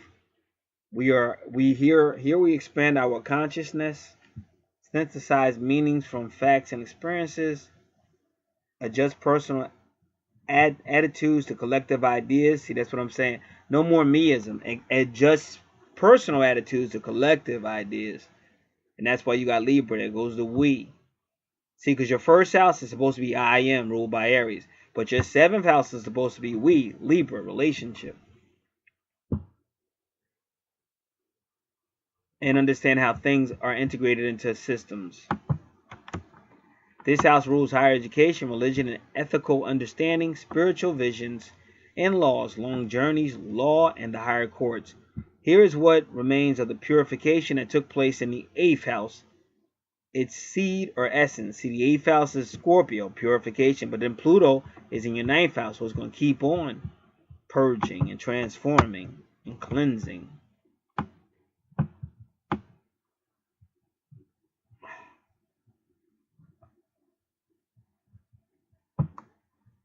Many planets in the ninth house are usually an indication of being unwilling to accept the conventional limits within which we were raised.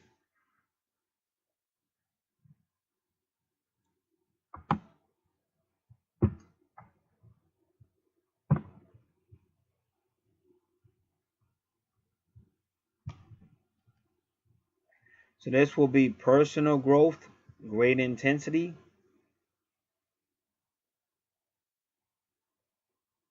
of one's spiritual and philosophical beliefs. So in the ninth house, you're either going to transform and evolve, and what must die is eliminated, and that's what Pluto is there to do. So that's why I said, like, even for a female, because a lot of times that's why I said people say a lot of stuff about me, but usually when I talk about stuff like this, I usually do speak from a male viewpoint. But even for a female, like a lot of stuff that a female has learned how to do is just not appropriate for a lasting relationship, which is why that stuff be failing, just to keep it 100. But they're going to have to learn too. Like in Pluto is going to annihilate it one way or another. Like people think you're battling. Even when you read the Bible, it says our war is not with flesh. You battling. This is spirit. Like this is bigger than you. So you may think, like, oh, I broke my boyfriend's heart, or ha. But it's going to come a time when that universe is going to start to shake you up. And I know for a fact, just by the readings I got and stuff. And I wasn't even looking for her. I was doing my own stuff. And just readings. Like sometimes you be on YouTube and you just happen to look to the right. And it be like information. I see that all the time. And I be showing people out here. Because I be recording everything. And all those readings were like this person was having trouble sleeping. And all the more recent readings was really anti her and just... So the universe is going to transform you no matter what. That's why I said people don't understand. The best thing you need to do when you first get hit with the twin flame thing is to deal with experts to know what they're talking about. All that feel good stuff don't matter. They don't get that. Oh, I don't like they don't like my tone. So they run somewhere else. You can run wherever you want. They may make you feel good. You're gonna blow a lot of money. You still ain't gonna be with your twin. And when that Pluto hit, you're gonna wish you did listen to me. So it is what it is. You're gonna be forced to transform because the universe is doing its utmost to bring the twins together. And that's what your ninth house is all about. So communication will be essential. And both of y'all accepting whatever you've learned and whatever the universe has brought y'all to. Because that's how you're going to go from being one, the I am, to the we. And that's to transform. You're going to transform. Because all selfishness has got to be pretty much annihilated by Pluto. You may be able to breathe new life into an already established doctrine or belief. You are passionate in your search for truth. Your travels will be a great source of growth and personal renewal. That's what I said. The more they travel together, the less they're going to want to not be together.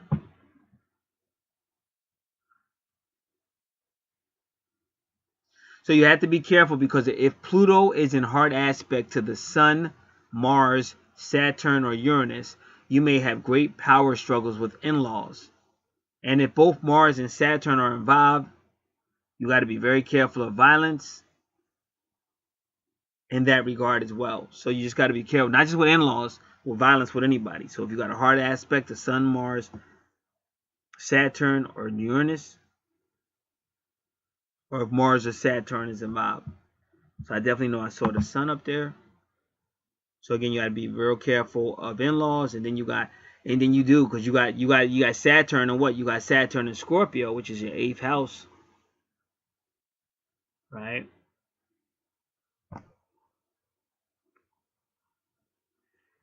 And then your 8th house takes you back to Virgo, which is your 6th house, and then your 6th house takes you back to Cancer, which is family, which can mean in-laws. So you have to be very careful.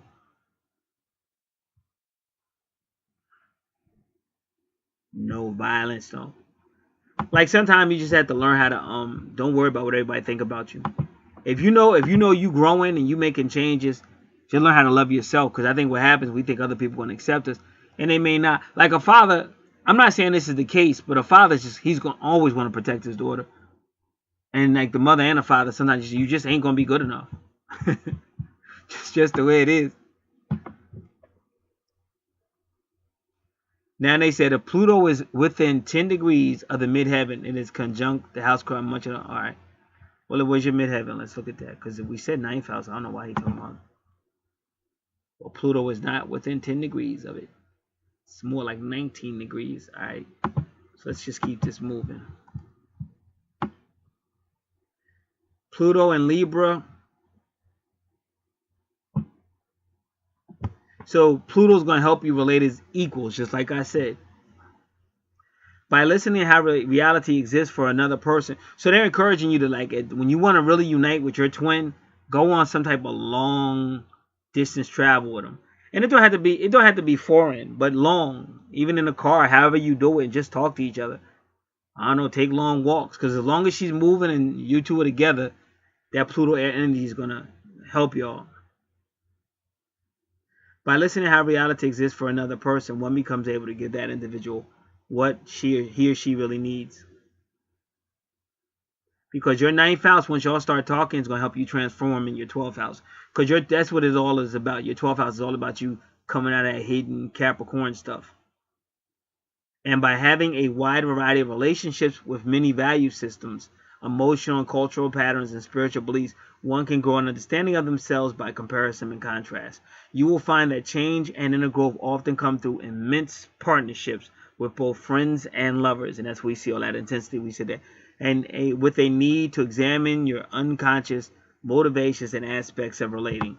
You may also have new and potentially revolutionary ideas about law and justice. All right, so that is your 9th house. And if you see that Pluto energy, takes you right into your 10th house, which is really your career house, medium coeli, but it takes you right back to your 8th house with all that stuff we said. In the 8th house,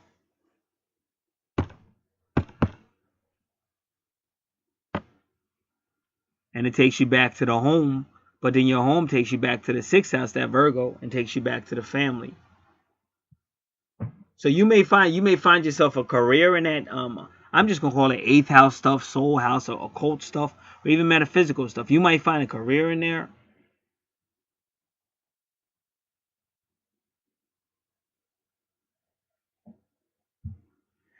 So I don't know. Let's look at Saturn and Scorpio, because Scorpio is like Saturn. Saturn teaches lessons, but Scorpio is highly emotional as well, but very intense.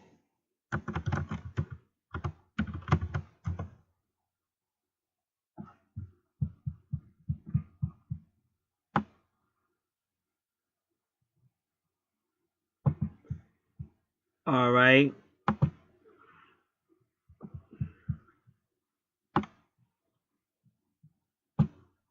So you may encounter many emotional lessons that bring pain and suffering until they learn to master and control Saturn, their strong desired nature, Scorpio. So again, you may encounter many emotional lessons that bring suffering until they learn. And that's why I said when you see twin souls and you wonder why your twin is hurting you and stuff, why they just keep hurting you, you're seeing right here. That's why.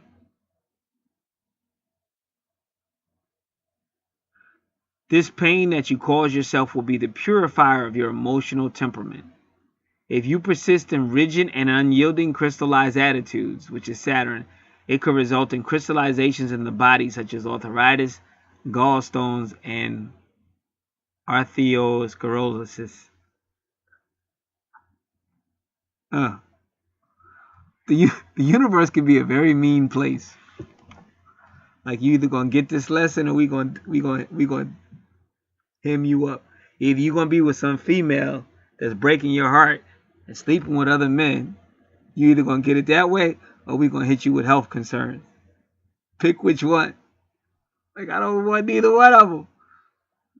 Resourceful, shrewd, secretive, and occasionally withdrawn, depending on Saturn's hard aspects, if any. You may also be vindictive, destructive, ruthless, and jealous. Wow. But that's why I said I'm warning you against that. And see, with Lilith retrograde, like when you see that jealous, once the man get jealous or whatever, or you see that jealous, like no matter what the female do, he just assuming she doing something sexual or flirtatious, or like calling her a hoe or something. And sometimes that's not even the case, but that's what happens. Like a Lilith retrograde is like that. So you have to be real careful. And what house is this? This is your 10th house, because Aquarius rules your 11th house. And 11th house is friends, association, and groups. Because she is going to like to go. That female is definitely going to like to go. So they're kind of forcing you to deal with things you hold in and secrets. And because really that kind of is like your real personality. Because I always kept to myself, which I'm a cool dude, don't get me wrong. I kept to myself. I just don't play games. Like on planet Earth, it's like if you don't stay at a third grade level, you're going to have a problem on this planet. Now, when I went to school, they taught you about growing up and being responsible and all that shit. But then when I grew up, then I became the bad guy. I'm saying, how the hell am I the bad guy when my whole life I was taught about being a good man and all that shit? But you come out here, it's like crazy. So that's why I kind of understand this planet, but I don't fully agree with it. And see, I've been walking with God a long time, so I learned you got to be real careful. That's why Apostle Paul said, test out every inspired utterance. Because sometimes it seems like they focus too much on acting like a child, and they focus too much on sexuality, which is kind of like serpents and stuff, lust and serpents. Everything has its place, but if you ain't careful, you hear that a whole lot. So they try to say like guys like me are too Saturnian or too reserved, but some of me say, wait a minute, I know when I'm being played out. So I stay in prayer, I stay spiritual, and I'm still gonna have some morals and stuff. Because remember, if this was really real, they would have been talking about it 30 years ago, 40 years ago. You understand? They wasn't talking about none of this. Now all of a sudden it's highly sexual, and they want you to really be dumbed down, and they really go out their way to dumb the women down, because they know if they can get the woman to act a certain way, the men gonna follow. So that's why I just watch certain things. See, I learn the lessons of what they're saying, but when it get too crazy, because like if I'm not gonna be with no whole chick, like for real, if you feel you need something in your life to be like that, then go do that by yourself, and no, you won't have to worry about me come looking for you either. I'm washing my hands. Like Jay-Z said, strap it on twice. Like I'm gonna stay shielded up. Not necessarily sexual. I'm using that as a metaphor. So each person got to make their own decision. But it's not cool to be vindictive, destructive, ruthless, or jealous. Like it's just better off you let that person go. But if that's all that controlling shit, remember I said that's Scorpio. That's Scorpio and Pluto going right back to your 8th house. So that's kind of possible in your 10th house as well. But remember, there's a long list I read for the 8th house. It could be any of that. It could be a lot of that, some of that, or all of that. Only you would know. But again, what I try to tell any male is you just have to learn how to man up. And you don't never, like I know it could be hard if you got feelings for her, but you don't never let no female play you out like that. Like if she's gonna start acting wild, it's nothing you could do about it. You beat her ass, you probably going to jail, or somebody she know gonna beat your ass. If you go out and start sleeping around to get her back, you're going to come into a bad situation with God. You're not going to win. So when a chick is acting like that, best thing to do, let her go off. If you want to pray for her or whatever. Because like I said, with my twin, she was wilding out too, but I let it go because there wasn't nothing I could do. And getting all crazy wasn't going to change nothing anyway, because she was way too immature. And wasn't nothing going to happen with that chick. I knew the universe was going to have to take her. Now, more recent times, the universe been trying to work on her, but that's going to be a long one for her. Because she's one of the people that's at that low, acting like a little ass kid and shit. So they say if you have like that type, they called it lust, but they're talking about anything. You were vindictive, destructive, ruthless, jealous, always thinking negative. That's why they kept telling you to think positive. Your strong lust for power, because you're trying. The reason why it's a strong lust for power, because you're trying to control the situation. You gotta let it go. Let God, and let go. So your strong lust for power will be supported or blocked according to Saturn's aspects. And then we're gonna check what this is. Damn, they really going off. They going into these aspects. Let me just see what I just did. Give me 1 second. I want to go back. All right. I'm gonna get rid of this. Log out of here. Because they really going into these Saturn aspects. So I want to see what they're talking about.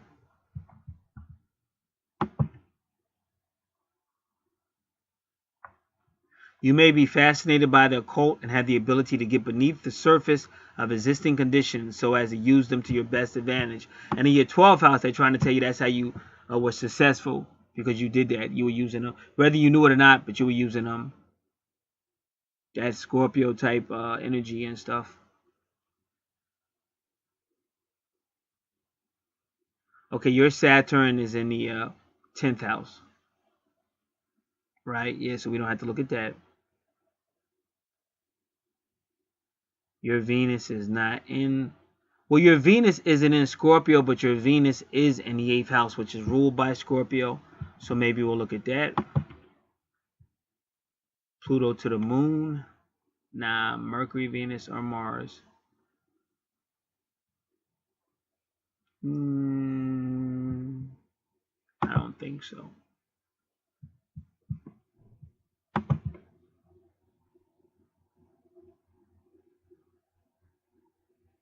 But I'm still going to read this. So there might be sexual blockage, repression, difficulty letting go as it relates to intimacy with another. Saturn is the master of disguises, even to oneself. So you may overcompensate for this sometimes by being very sexy or the perfect lover while not really being able to surrender to the feelings of the moment. That's crazy. It can also manifest through financial difficulties with partners, and you got to be careful because she's definitely in your money sectors. Possibly because the other may consciously or unconsciously feel that money or things are all they can get out of the Saturn and Scorpio individual. So that I did see money. I'm not saying she's like that now, but she's definitely in your money sectors.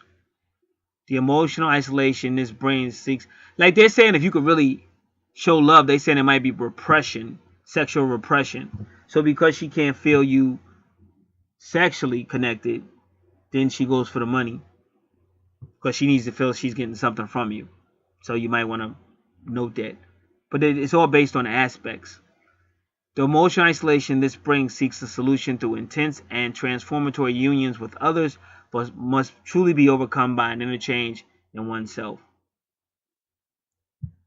Once you have persevered through your own emotional transformation, you will naturally draw to you those in whose shoes you once walked. That's why I said, when you see these people together, you say, man, she's aggressive. She don't listen. But you may have been that way at one point, or it's something inside of you that's, because that's your twin. At that time, having mastered these issues in yourself, you could be a guide to their emotional isolation. If so, a career in assisting others, perhaps even in a sexual context, might be appropriate and fulfilling for you, because this is your career sector, your 10th house. But all I asked him about was Saturn and Scorpio. I didn't say nothing about the 10th house, but that's what they started talking about. Although other placements or aspects need to support that, often including some emphasis on the 8th house. So now they want to go to the 8th house.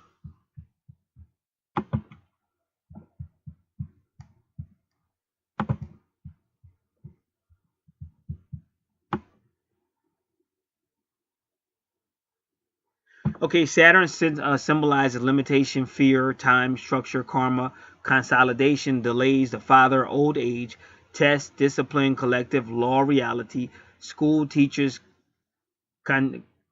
contractions, responsibilities. I think they also mean contracts, obligations, ambition, and Saturn. So if you see Saturn and Scorpio, that's like soul contracts.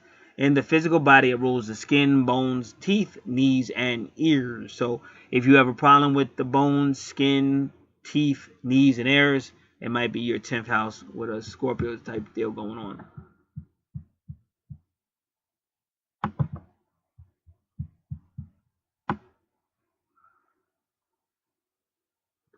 With Venus in Scorpio, your Venus is in the 8th house, which is ruled by a Scorpio.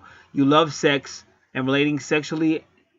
You need intensity, depth, power, personal growth, and transformation in love and relationships. So that's really that sexual healing. So that sexual healing might help you with your 12th house. You know how to use your intense relationship to further your own ends and get what you want, but you have difficulty being an equal or sharing power with intimates. Thus, you may frequently change and refine your relationships, but discard them when they no longer serve your purpose. You love to get deep under the surface of things and explore the mysteries and the unknown. You can be manipulative, but mask self-centeredness with an outwardly friendly manner. Because I said this dude is really internal. So you got to be real careful because he's a different person internally than he is outwardly. So he's got to deal with that. That's what his 12th house is about. Your love life and intimate relationships are often an area in which power and control are played out. Your karma in this life is tied with self-will and love. Says that you love life and intimate relationships are often an area in which power and control are played out. So you've been hearing me say she's going to test you and blah, blah, blah, because y'all probably going to be taking each other through shit. In general, your personal values and your conception of love need to evolve and be transformed. And that's what I was saying earlier. We got to really, as long as you keep everything sexual, that's like the lower, as powerful as sex is and it is healing and transforming, but that's really a lower vibration. It's got to get higher than that. And plus, like I said, if you really want to be honest, unless you like that type of stuff, like some people do like alternative relationships.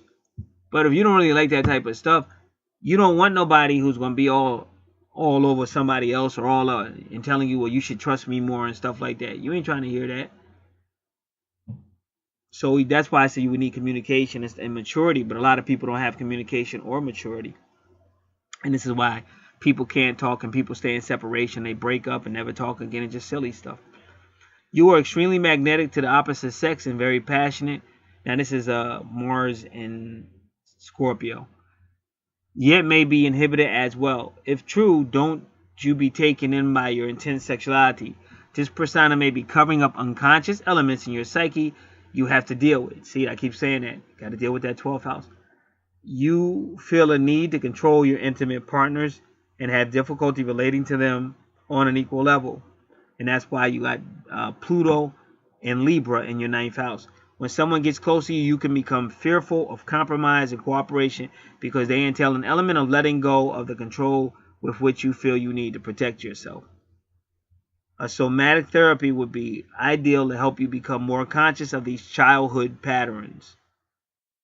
Once aware of independence of them, your self-work then release you to be a guiding light to others. And like I said, you really got to use a little common sense there because you got to understand when you're being, they could be accusing you of being manipulative, but you just got to be, anything trying to tell you to let some chick that you're supposed to be in a relationship with be overly connected to some other dude, that's kind of silly. Now they're going to tell you got a problem with trust and you're a child and all that. But how come ain't nobody checking her ass? You know what I'm saying? So I don't play these games. Like I can tell when this is some BS. You know, you got to understand it's a lot of people involved with this planet. Not just God. It's other people here too. You got to be real careful. That's why they used to show you got an angel on the right side and the devil on the left. But they're all working to bring you about. You got to know. Just like I said, the Garden of Eden is what? God comes through all holy, allegedly. Oh, I have a tree. Don't eat any other tree you can eat, but not that one. But then when he tells them don't eat, he puts it right in the middle of the garden. So every time they walked around in that garden, they were looking at that tree. It's good cop, bad cop. And then Satan shows up and says, oh, no, you could do it. You could eat it. All that. And then after they eat it and they sin, then God shows up and goes, hey, what's going on? What happened? Like he don't know when he doesn't know. So you got to understand what you're really playing with. Because otherwise, like I said, you know, I've seen people do something because the spirit told them to and they regretted that shit.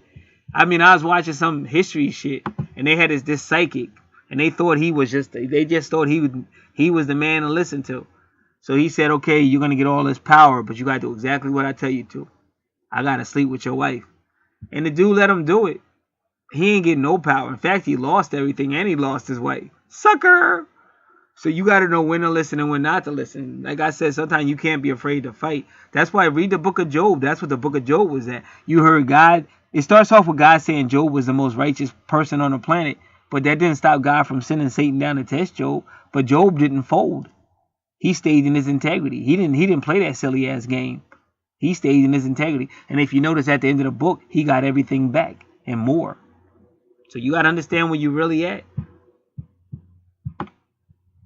Because if it sounds like bullshit, it might just be. And I feel like if a chick still need to be fucking like that, she's not ready for no relationship anyway.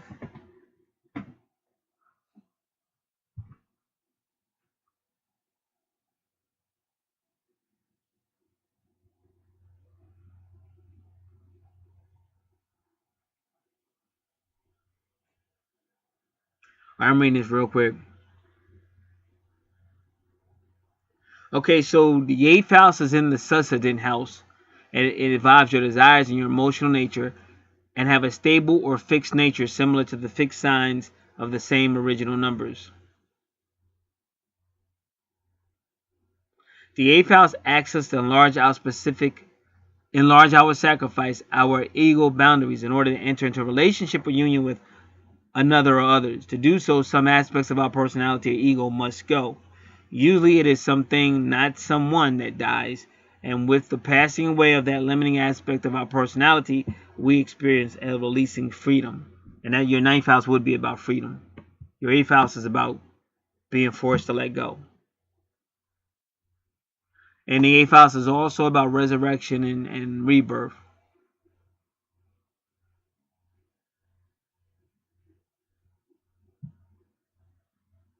A planet in the 8th house indicates that a personal facet of your psyche is under pressure to work more cooperatively or jointly with others. And that's why you have Mars and Venus.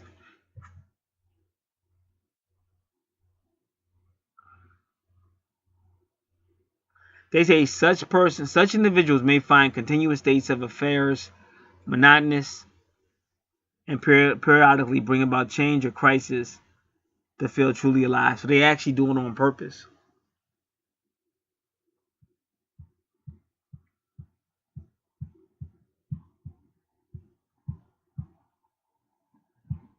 Locate the ruler of your 8th house, which is Pluto. Then notice the house that's in your 10th house. The house the 8th house ruler is in holds experiences to help you sexually and to grow and change or to share what you own. 8th house. Well, the ruler of your 8th house is in the 10th house. Okay, let's do this again. The ruler of your 8th house is Pluto is in your 9th house. But it's so close to the 10th. Don't let that slide. It's so close to the 10th house. So it's still relationship, Libra and Scorpio, which goes back to the 8th house. Don't let it get away. Like I said, you have to understand how this stuff works. If you got another chart with the same information you gave me, that Pluto might be right on the center, right on that border, of the 9th and the 10th house. Is that close. That's why I said deal with experts. People be out here, they make a lot of money, but they be on some but people be just low level. They be on some low level, talk to you like you a 3rd grader and happy pappy and say love a lot or the divine masculine is calling or the divine. They just say shit like that and their cash register to go ching, ching, ching. But I can't do that. I'm not a sucker and I never try to play nobody out like that. You know what I'm saying? I try to tell you what's really there. You know, and I'll worry about everything else. I've been broke before, so I'm not crying. I'm not worrying about that. I'm more interested in like the afterlife and shit like that, and you're going to answer for that as soon as... If you out here playing people out, someday you're going to get that karma come back on you. In this life or the next life. See, I don't worry about none of that. Like the book of Job, the reason why Job didn't have to fear the devil, Job didn't have to fear nothing because he knew he was a righteous man. It didn't matter what nobody else said. Job knew who he was within himself, and that's why he couldn't be taken out. But that's why God chose him to go through that hell, because he knew Job could not be taken out. And I be trying to teach people that science now, but like I said, cats don't want to listen. They too scared and they low level. And all you do is bring that insecurity back on your relationships. All right.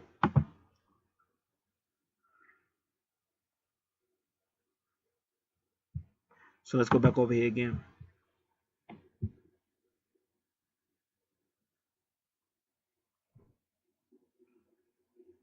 So the 8th house ruler, which are Pluto, show how easy it is going to be or difficult in fulfilling the 8th house needs. These principles are true of every house and ruler in every planet. In this case, oppositions between the rulers or occupants of the 8th house and the 2nd houses, because these are both your money houses, highlight finding a balance between your material independence and you're sharing your resources with others.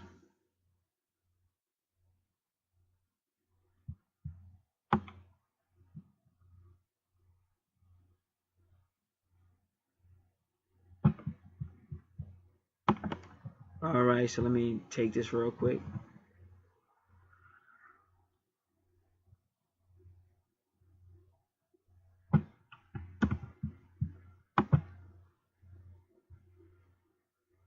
All right.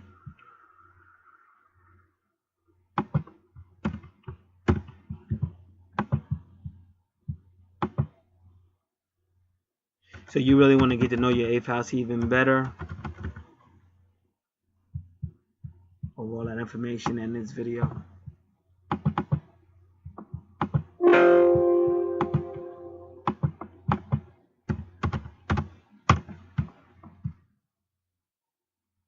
All right, we should be moving out to 8th house now. Well, so you got your medium coeli.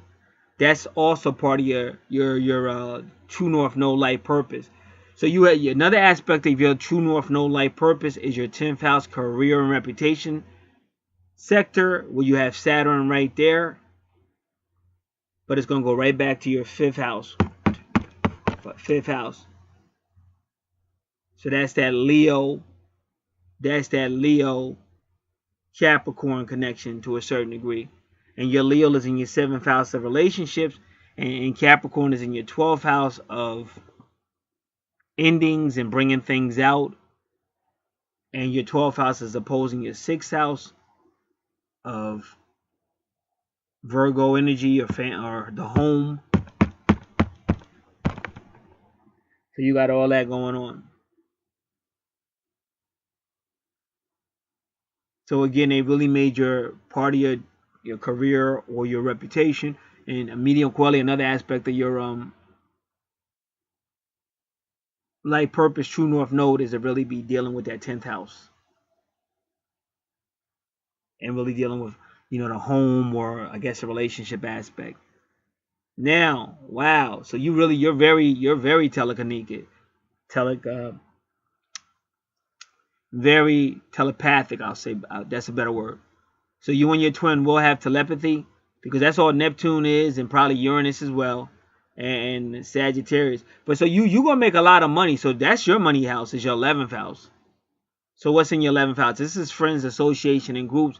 But it could be using the internet to make money, or just long distance money, long distance travel. Might even be money from foreigners, anything foreign.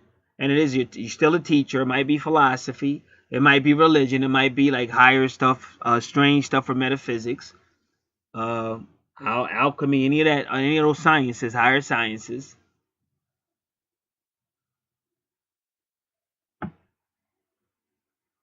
Now, Neptune can be a deceiver. But again, people like that, though. They like to feel a certain. That's why people, because Neptune also represents like getting high and stuff, especially if it's retrograde. So people like to feel good, and they'll come up with that money, Jupiter, because they want to feel good. So you see all that in your 11th house. But also you have to be careful, because Uranus can be something sudden happens, but Uranus can also just be alternative. Like this is alternative higher education. Like you see some metaphysical teachers out here, but it doesn't have to be metaphysics, but it's anything that's alternative. And this is friends, association, and groups. And it could imply secret society. It doesn't have to. But now in your 7th house, even at 3-3, see, that could be an Eastern Star woman. I just didn't say. I thought about it. I just didn't say it. But when I look at your 11th house, it could be, hidden stuff, secret. It could be. Not necessarily, but it could be. But that is your money house. So you got to know how to promote it and sell it. That's idealism. That's Neptune. And it's going to be like a alternative stuff. Uranus or higher teachings, Sagittarius. And you're going to be making money. And this is your friends, association, and groups. And it can also mean you got like it, because they told you have gifts that's going to help you get paid as well. So you got to make sure you're using them gifts. But they don't want you to hide it necessarily. But then if you was in some type of secret society, because some people won't talk about it. Like on YouTube, like Dr. Valentine and these people, they know a lot, but they're not going to necessarily tell you. Like you would have to join the school, and then they deal with initiations and stuff. So you could join the school and still wouldn't know what a lot of the other people there know, because they're going to put you through initiations. So that's kind of like what they're kind of saying in your 12th house, because it's kind of secretive. So I do believe that does conclude your natal chart. All right, if anybody else is interested in natal chart, birth natal chart, but we do everything. We do card readings, phone consultation for people that need it. We do twin flame natal charts, put the 2 charts up. Even we done more. We did twin flame soulmate natal charts. We do any natal chart. People talk about the animals. If your animal has a birth date and all that, then it has a natal chart.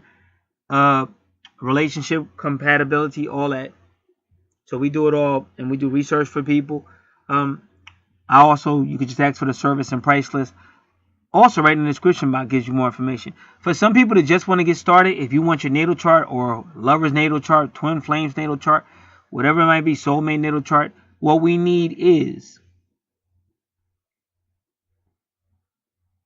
month, day, year of birth. Spell it out. Don't go 4/11/72, because in Britain that's 11/4/72. So once we get started, we can't redo it. So make sure the information you give is correct, because we can redo it, but it would be a new service. So don't send something and say, oh no, I didn't mean 4/11, I meant 11/4/72, because now you sent it and that's what we use. So it would have to be a new order. So just don't do it. Just say, if it's July 11th, 1972. November 4th, 1972. Now there'll be no mistakes. Time of birth. If you don't have the time of birth, we'll ask Archangels. They do an excellent job on getting the time of birth. City, state, and if not the USA, then put in what country it is, if it's not the USA. And that's for the natal chart. Now for your life purpose based on your name and numerology, then we will need your full name as it appears on your birth certificate and your birth date. And then you have all the information right in the description box to get started. Alrighty, God bless.